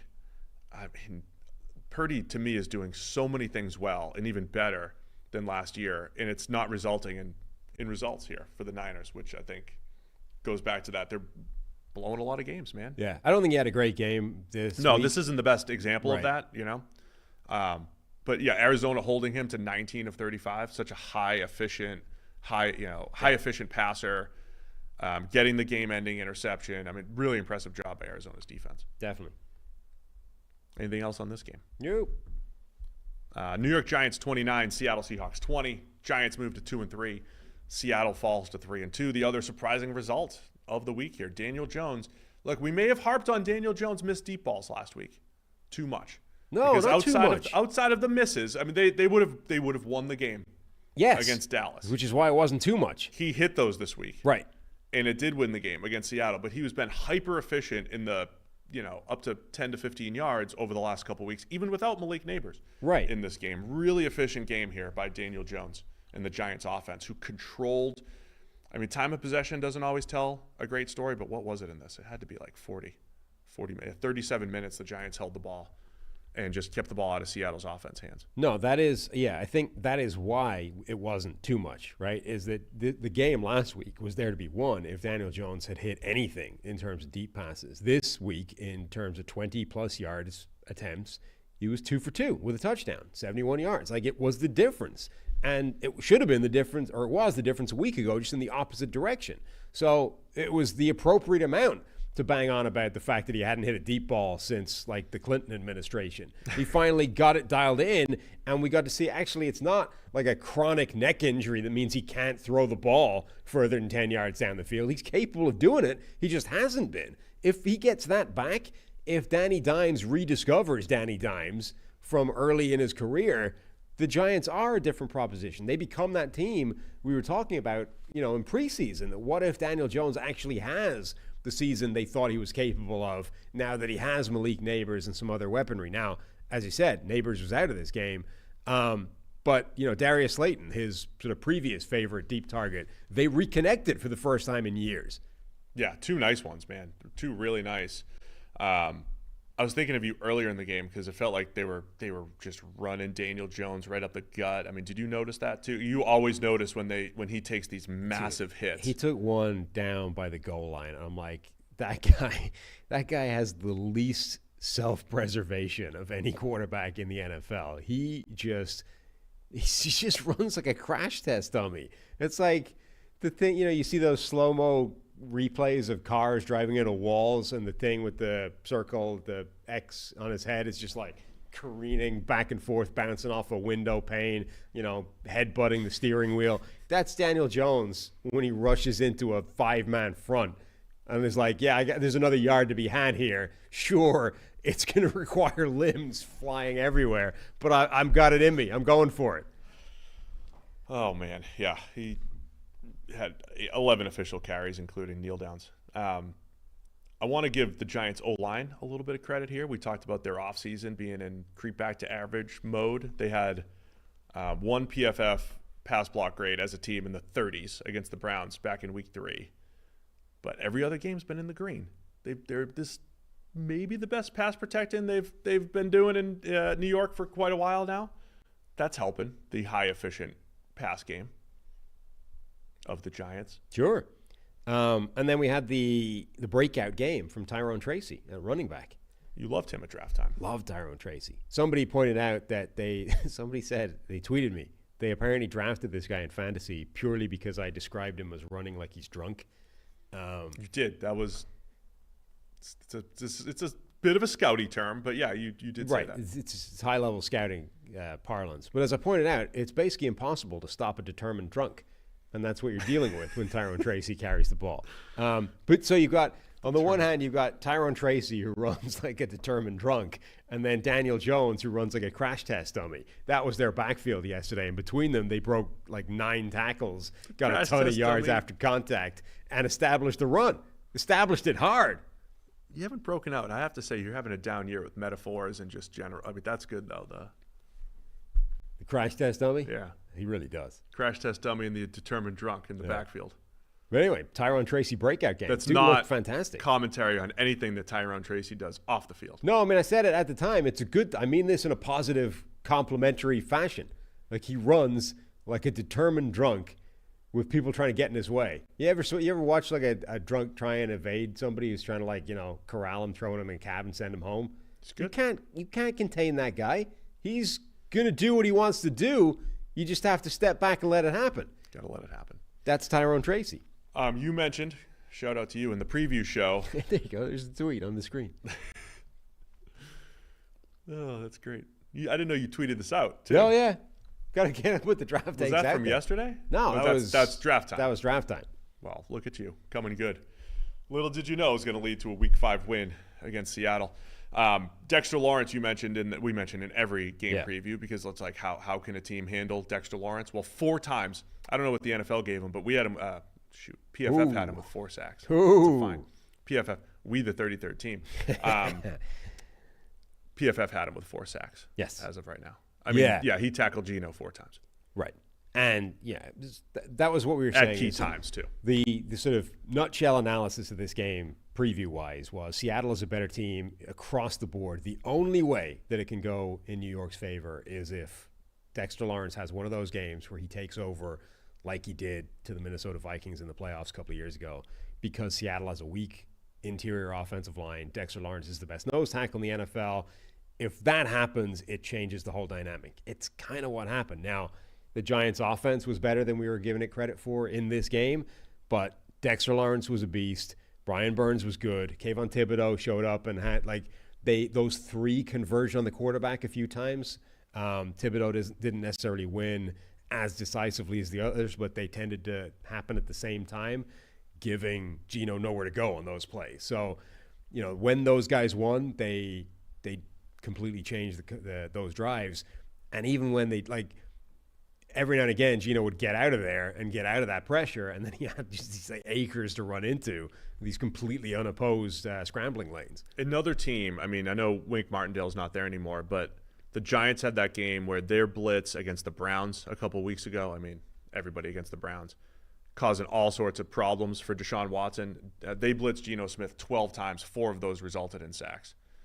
4 for 7 for 53 yards, but the 4 sacks. I mean, it's just to me, another microcosm of the NFL season where teams are getting really creative with their pressure packages. In the Giants' case, it creates more one-on-ones for Dexter Lawrence, or it's creating free rushers, right? And they had a lot of success creating those negative plays for Seattle. Seattle, I mean, I was raving about them coming off of Monday night and what their offense is capable of. And they just got no rhythm, unable to even just run Ken Walker at all. 2 carries at the half, and just no rhythm offensively for Seattle. And it's another game that shouldn't have been as close as it was because it was one of those ones with the 14-point swing. Oh, where, right. Yeah. To start it off. Right. The Giants are about to punch it in. Instead, it's a fumble at the goal line, 102-yard return. It was one of those ones where they let it go, and you're like, they're letting it go just so they can review it because they don't really know whether he broke the plane or not. No, it was real. Yeah, and then they showed it, and okay, it was probably legit, but it was razor thin. Like, that was genuinely inches from being a Giants touchdown to the ball pops out, Seattle returns it. But that's a 14-point swing in a game where Seattle loses by 9 anyway, and it could have been 14 in addition to the Giants' direction. A couple other things I wanted to throw out for this game. DK Metcalf fumbles again, second straight game where he's fumbled the ball. And that was just right after a big Tyler Lockett play. Tyler Lockett was really good in the game. That was big. And another game with a blocked field goal. This one, though. This was huge. And it was great. So after all this, Seattle as the favorite, they're down 23-13. They get within 3. Geno hits Jackson Smith and Jigba for a touchdown. It's 23-20. There's 45 seconds left. They're in field goal range. 47-yard field goal to tie it. Likely go to overtime. And what happens? Isaiah Simmons jumps over the center, over the line of scrimmage to block the kick, which is then returned for a Giants touchdown. When you watch so number one, Isaiah Simmons, perfect guy to be doing that, right? Athletic freak show. He's the guy I want jumping over the offensive line. Yes. Number two, we were like, okay, was it leverage? How did he get over there? You see a couple of the linemen, the blockers, they sort of dive down, and then you look at the reverse view of it, and you see that Dexter Lawrence is grabbing the dude and driving him into the turf. And the other side, they're doing it to the long snapper as well. So I think a lot of people were complaining about this, including the Seahawks. I think technically, if they grab and pull, illegal. Yeah. If they simply push from above after the guy's already dived into the turf, legal.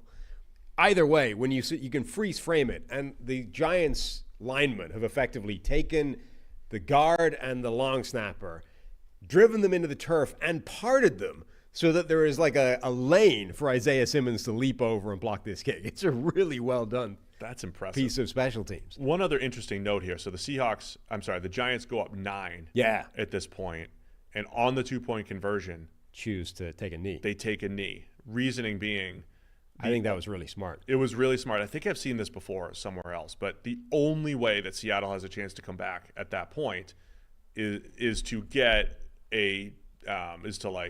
pick like a pick 2, right? Or if they block return, the kick and return it, block the kick and return, game. Right? So if Seattle does anything on the 2-point conversion to pick up 2 points, then they're within 7.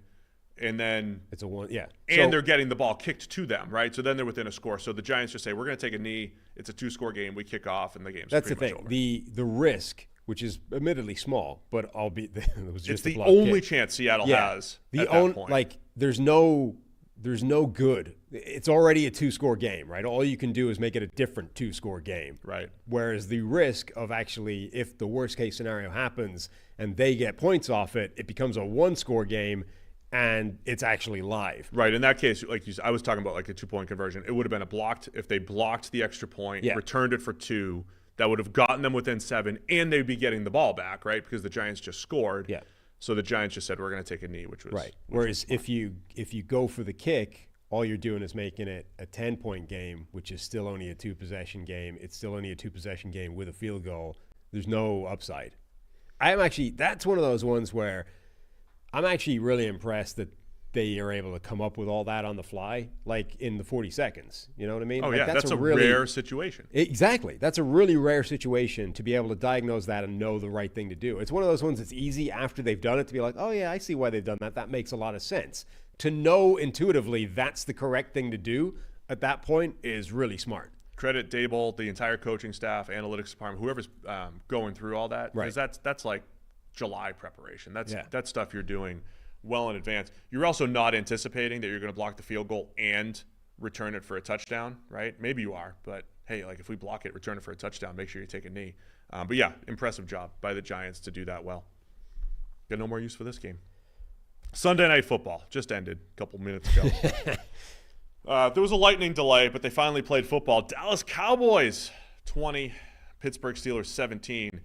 Dallas scores a touchdown with seconds left, 26 seconds left on the clock. It was 4th and 4. Dak Prescott hits Jalen Tolbert, 4-yard touchdown, capping off a 15-play, 70-yard game-winning drive for the Cowboys. It felt like the narrative coming out of this game after the long delay was going to be about Dallas and all of their missed opportunities. Their first three of their red zone possessions ended in a strip sack, an interception, and a blocked field goal, another block. But they still pulled it off in the end. Dallas moves to 3-2. Steelers fall to 3-2. Yeah, where do you want to start with this game? Because there was a lot happening. Witt without Nick Herbig. Witt without Nick Herbig. Nick Herbig, outstanding Steelers pass rusher. Another find, right? T.J. Watt got sack 100 in this game. Not in this game, but in his career.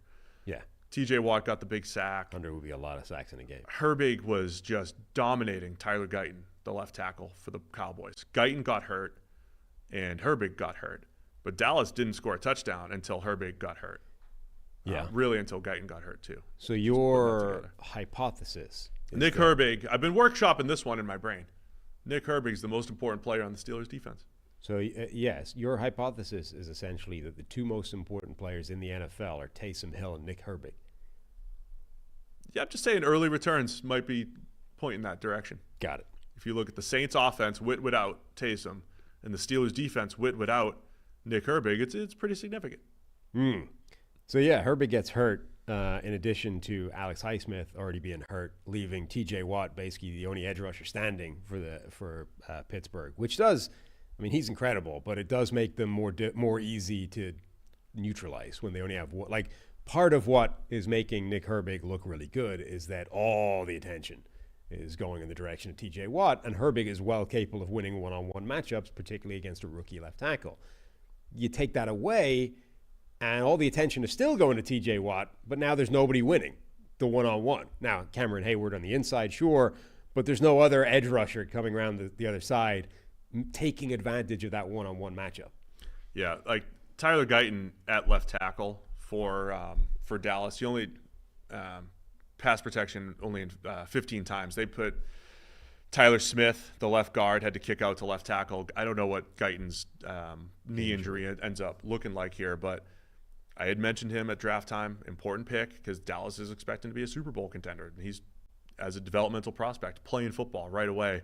This, if the PFF grade holds, this will be his third game of in the 30s or lower in pass protection. 3 out of 5 games for Guyton where he's I think left tackle's a problem for the Cowboys, and you saw Dak's process overall sped up a little bit. I thought the first sack, one of those that looks like it's on right tackle Terrence Steele, but it's Dak drifting back and giving TJ like TJ Watt was blocked on that play. He was blocked well by Terrence Steele, but Dak drifts back a little bit. Watt doesn't quit on the play, forces the fumble along with Herbig. Again, this was going to be a game where I think from a Dallas perspective, you're going to talk about whatever kind of miscommunication happened between Dak and CeeDee Lamb in the red zone for an interception. The lip reading on that, by the way, spectacular. So, I have no idea what he was saying. There were multiple people. And it does look once they've said this. Like, what's the standard really quick, Dallas, I just want to highlight Dallas's missed opportunities. Miscommunication interception on a throw to CeeDee Lamb, Dak strip sack, and a blocked field goal. In the red zone, Dallas was moving the ball well, and then Pittsburgh was cracking down. Right. Not to mention other bad interception to just takes a shot and throws it at Joey Porter Jr. instead. Yeah, nice play by Porter. what is the standard lip reading explanation? There's not a standard one, I wouldn't say, but a lot of people suggested that he said something along the lines of subpar, bro, subpar. I think it was subpar dead ass was the second part of that. But it's like once somebody has said that, that's all you can see. And yet there's no earthly way he said that. Like it's quite clearly not something that came out of his mouth. See, that's where, if those are the potential explanations, that's where I can't even play this game. Right. You know, I can't even predict what a fringe millennial Gen Zer might say these days. I don't know. I can't even play that I also game. saw somebody suggest it was jump balls. Bro, we need something like that. I feel like I saw something about jump balls. Yeah, that makes a lot more sense than subpar. So CeeDee Lamb ran a pure fade.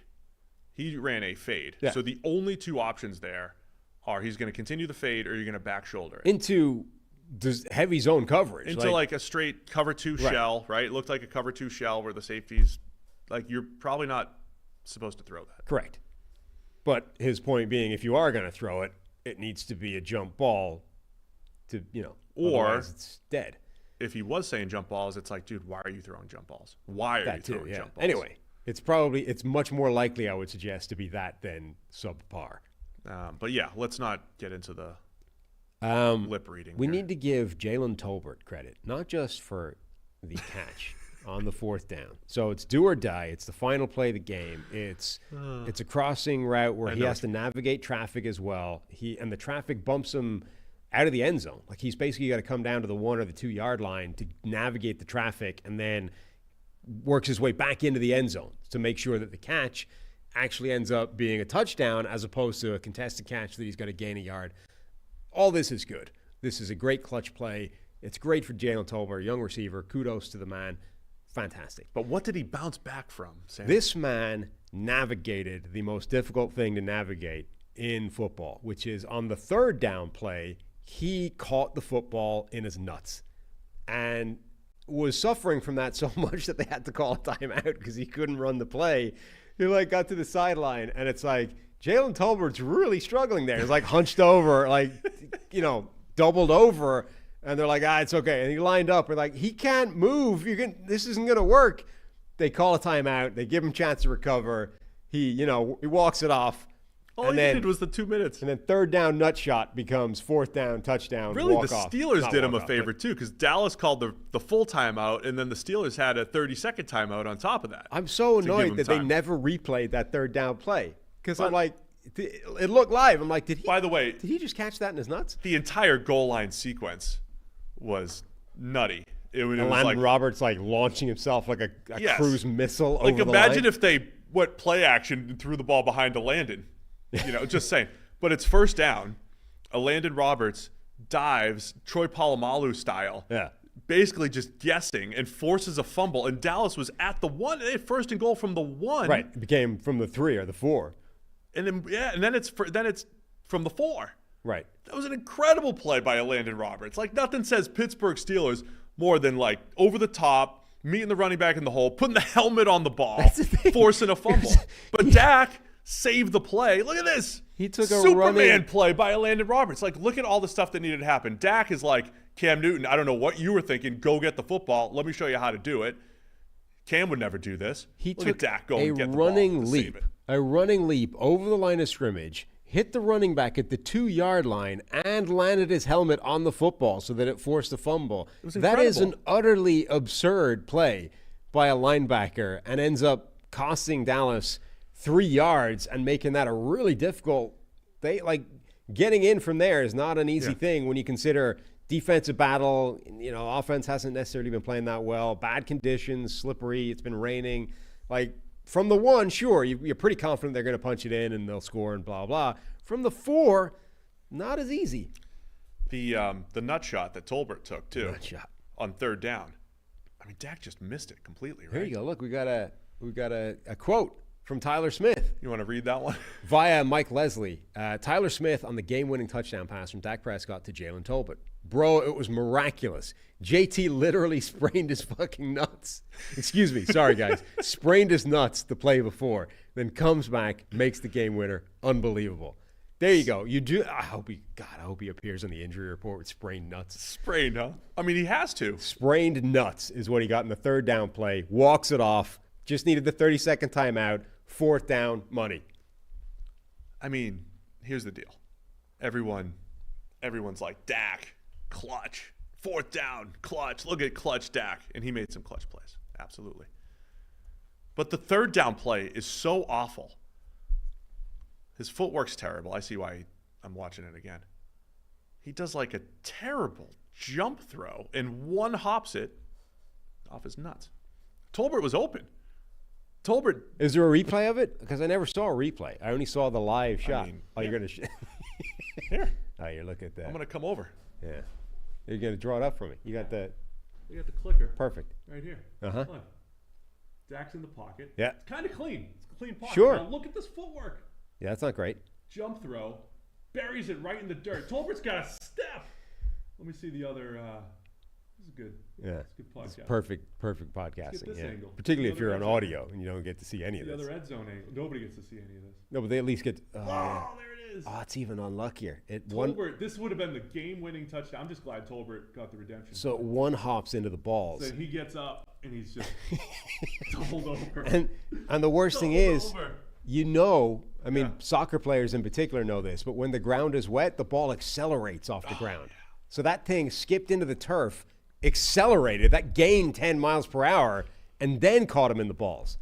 Just saying, the narrative, if Dak didn't come back and put it right on him for the game-winning touchdown, would have been not only did you miss the throw, but you injured your receiver. Yes.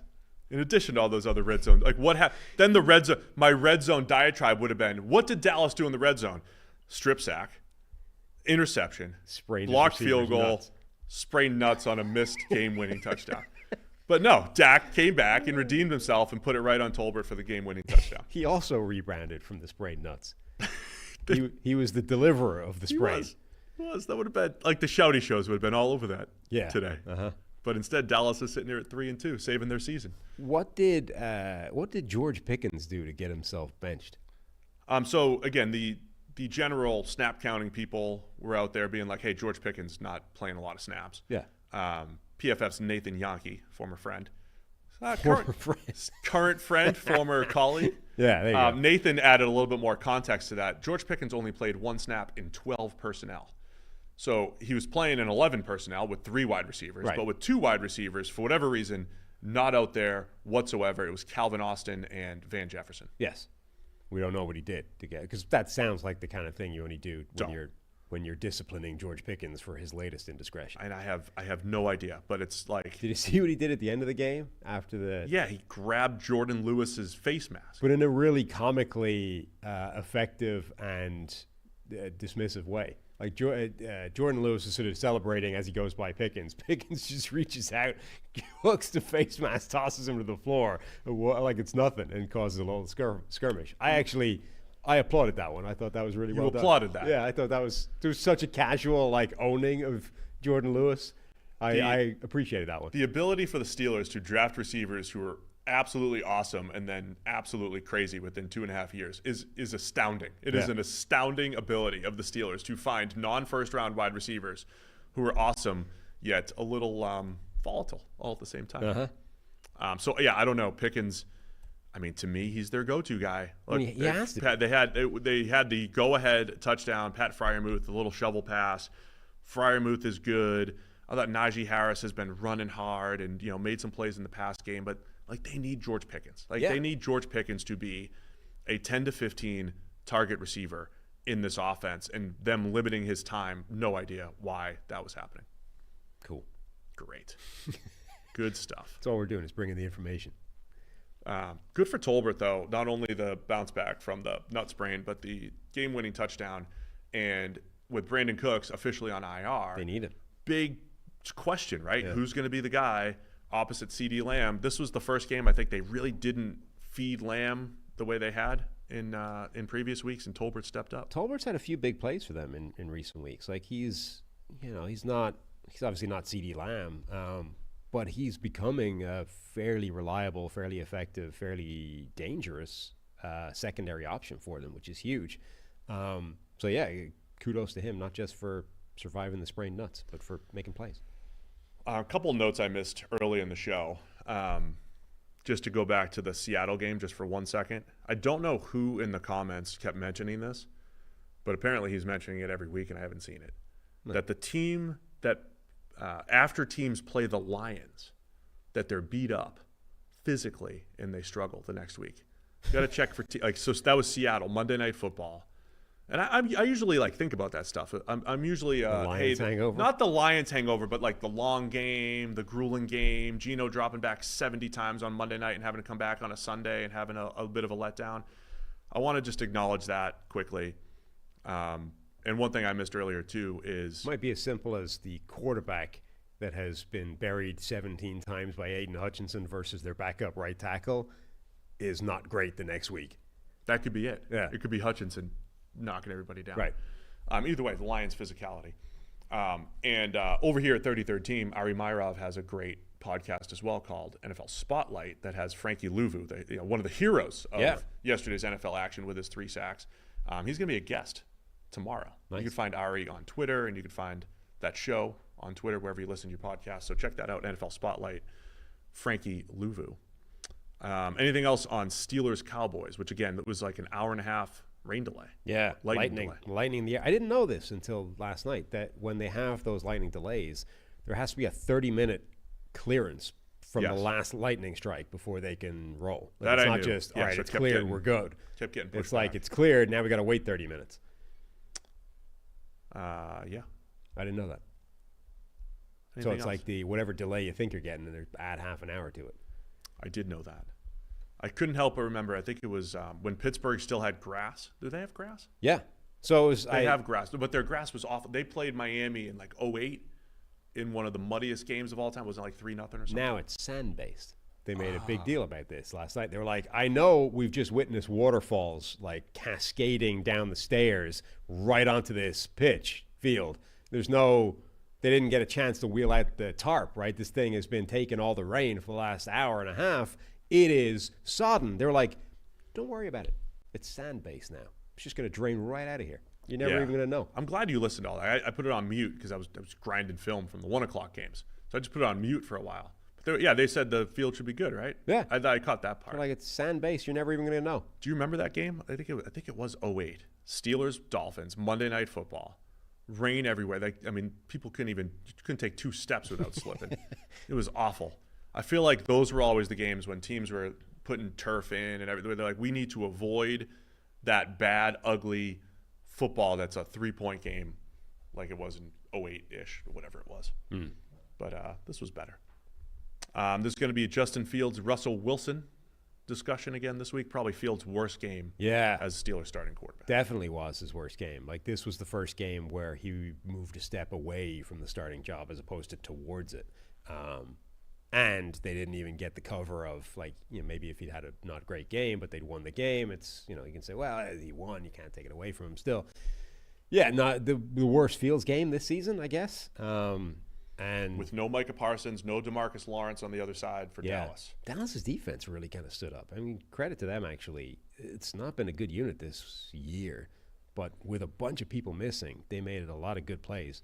Linval Joseph, in the death throes of his career, just crushed the dude who went right through him. That was an unbelievable pass rush. That one play. Yeah. Maybe that's all he's got, but he's every now and again he'll dial one up. 1 sack, 1 pressure, but it was unreal by Linval Joseph. Really nice job. All right, I got no more use for this game. And we're out. We got Monday Night Football tonight. Saints and Chiefs will be reacting to it right after, as always, during the primetime games. Just a single header here tonight from Monday Night Football. MLB playoff action. You can also watch that on your second screen, Sam. Perfect. But yeah, again, hit the subscribe button, hit that thumbs up on the way out. Shout out to Prize Picks for bringing you the show. Shout out to them for letting me hit my lineup. We're giving you money. Yeah. We always appreciate that. You guys can join the fun as well. Check the mic, $50 instantly when you play $5 over at Prize Picks. All right. Thanks to everybody for tuning in. We'll see you again on Wednesday with more. Check the mic.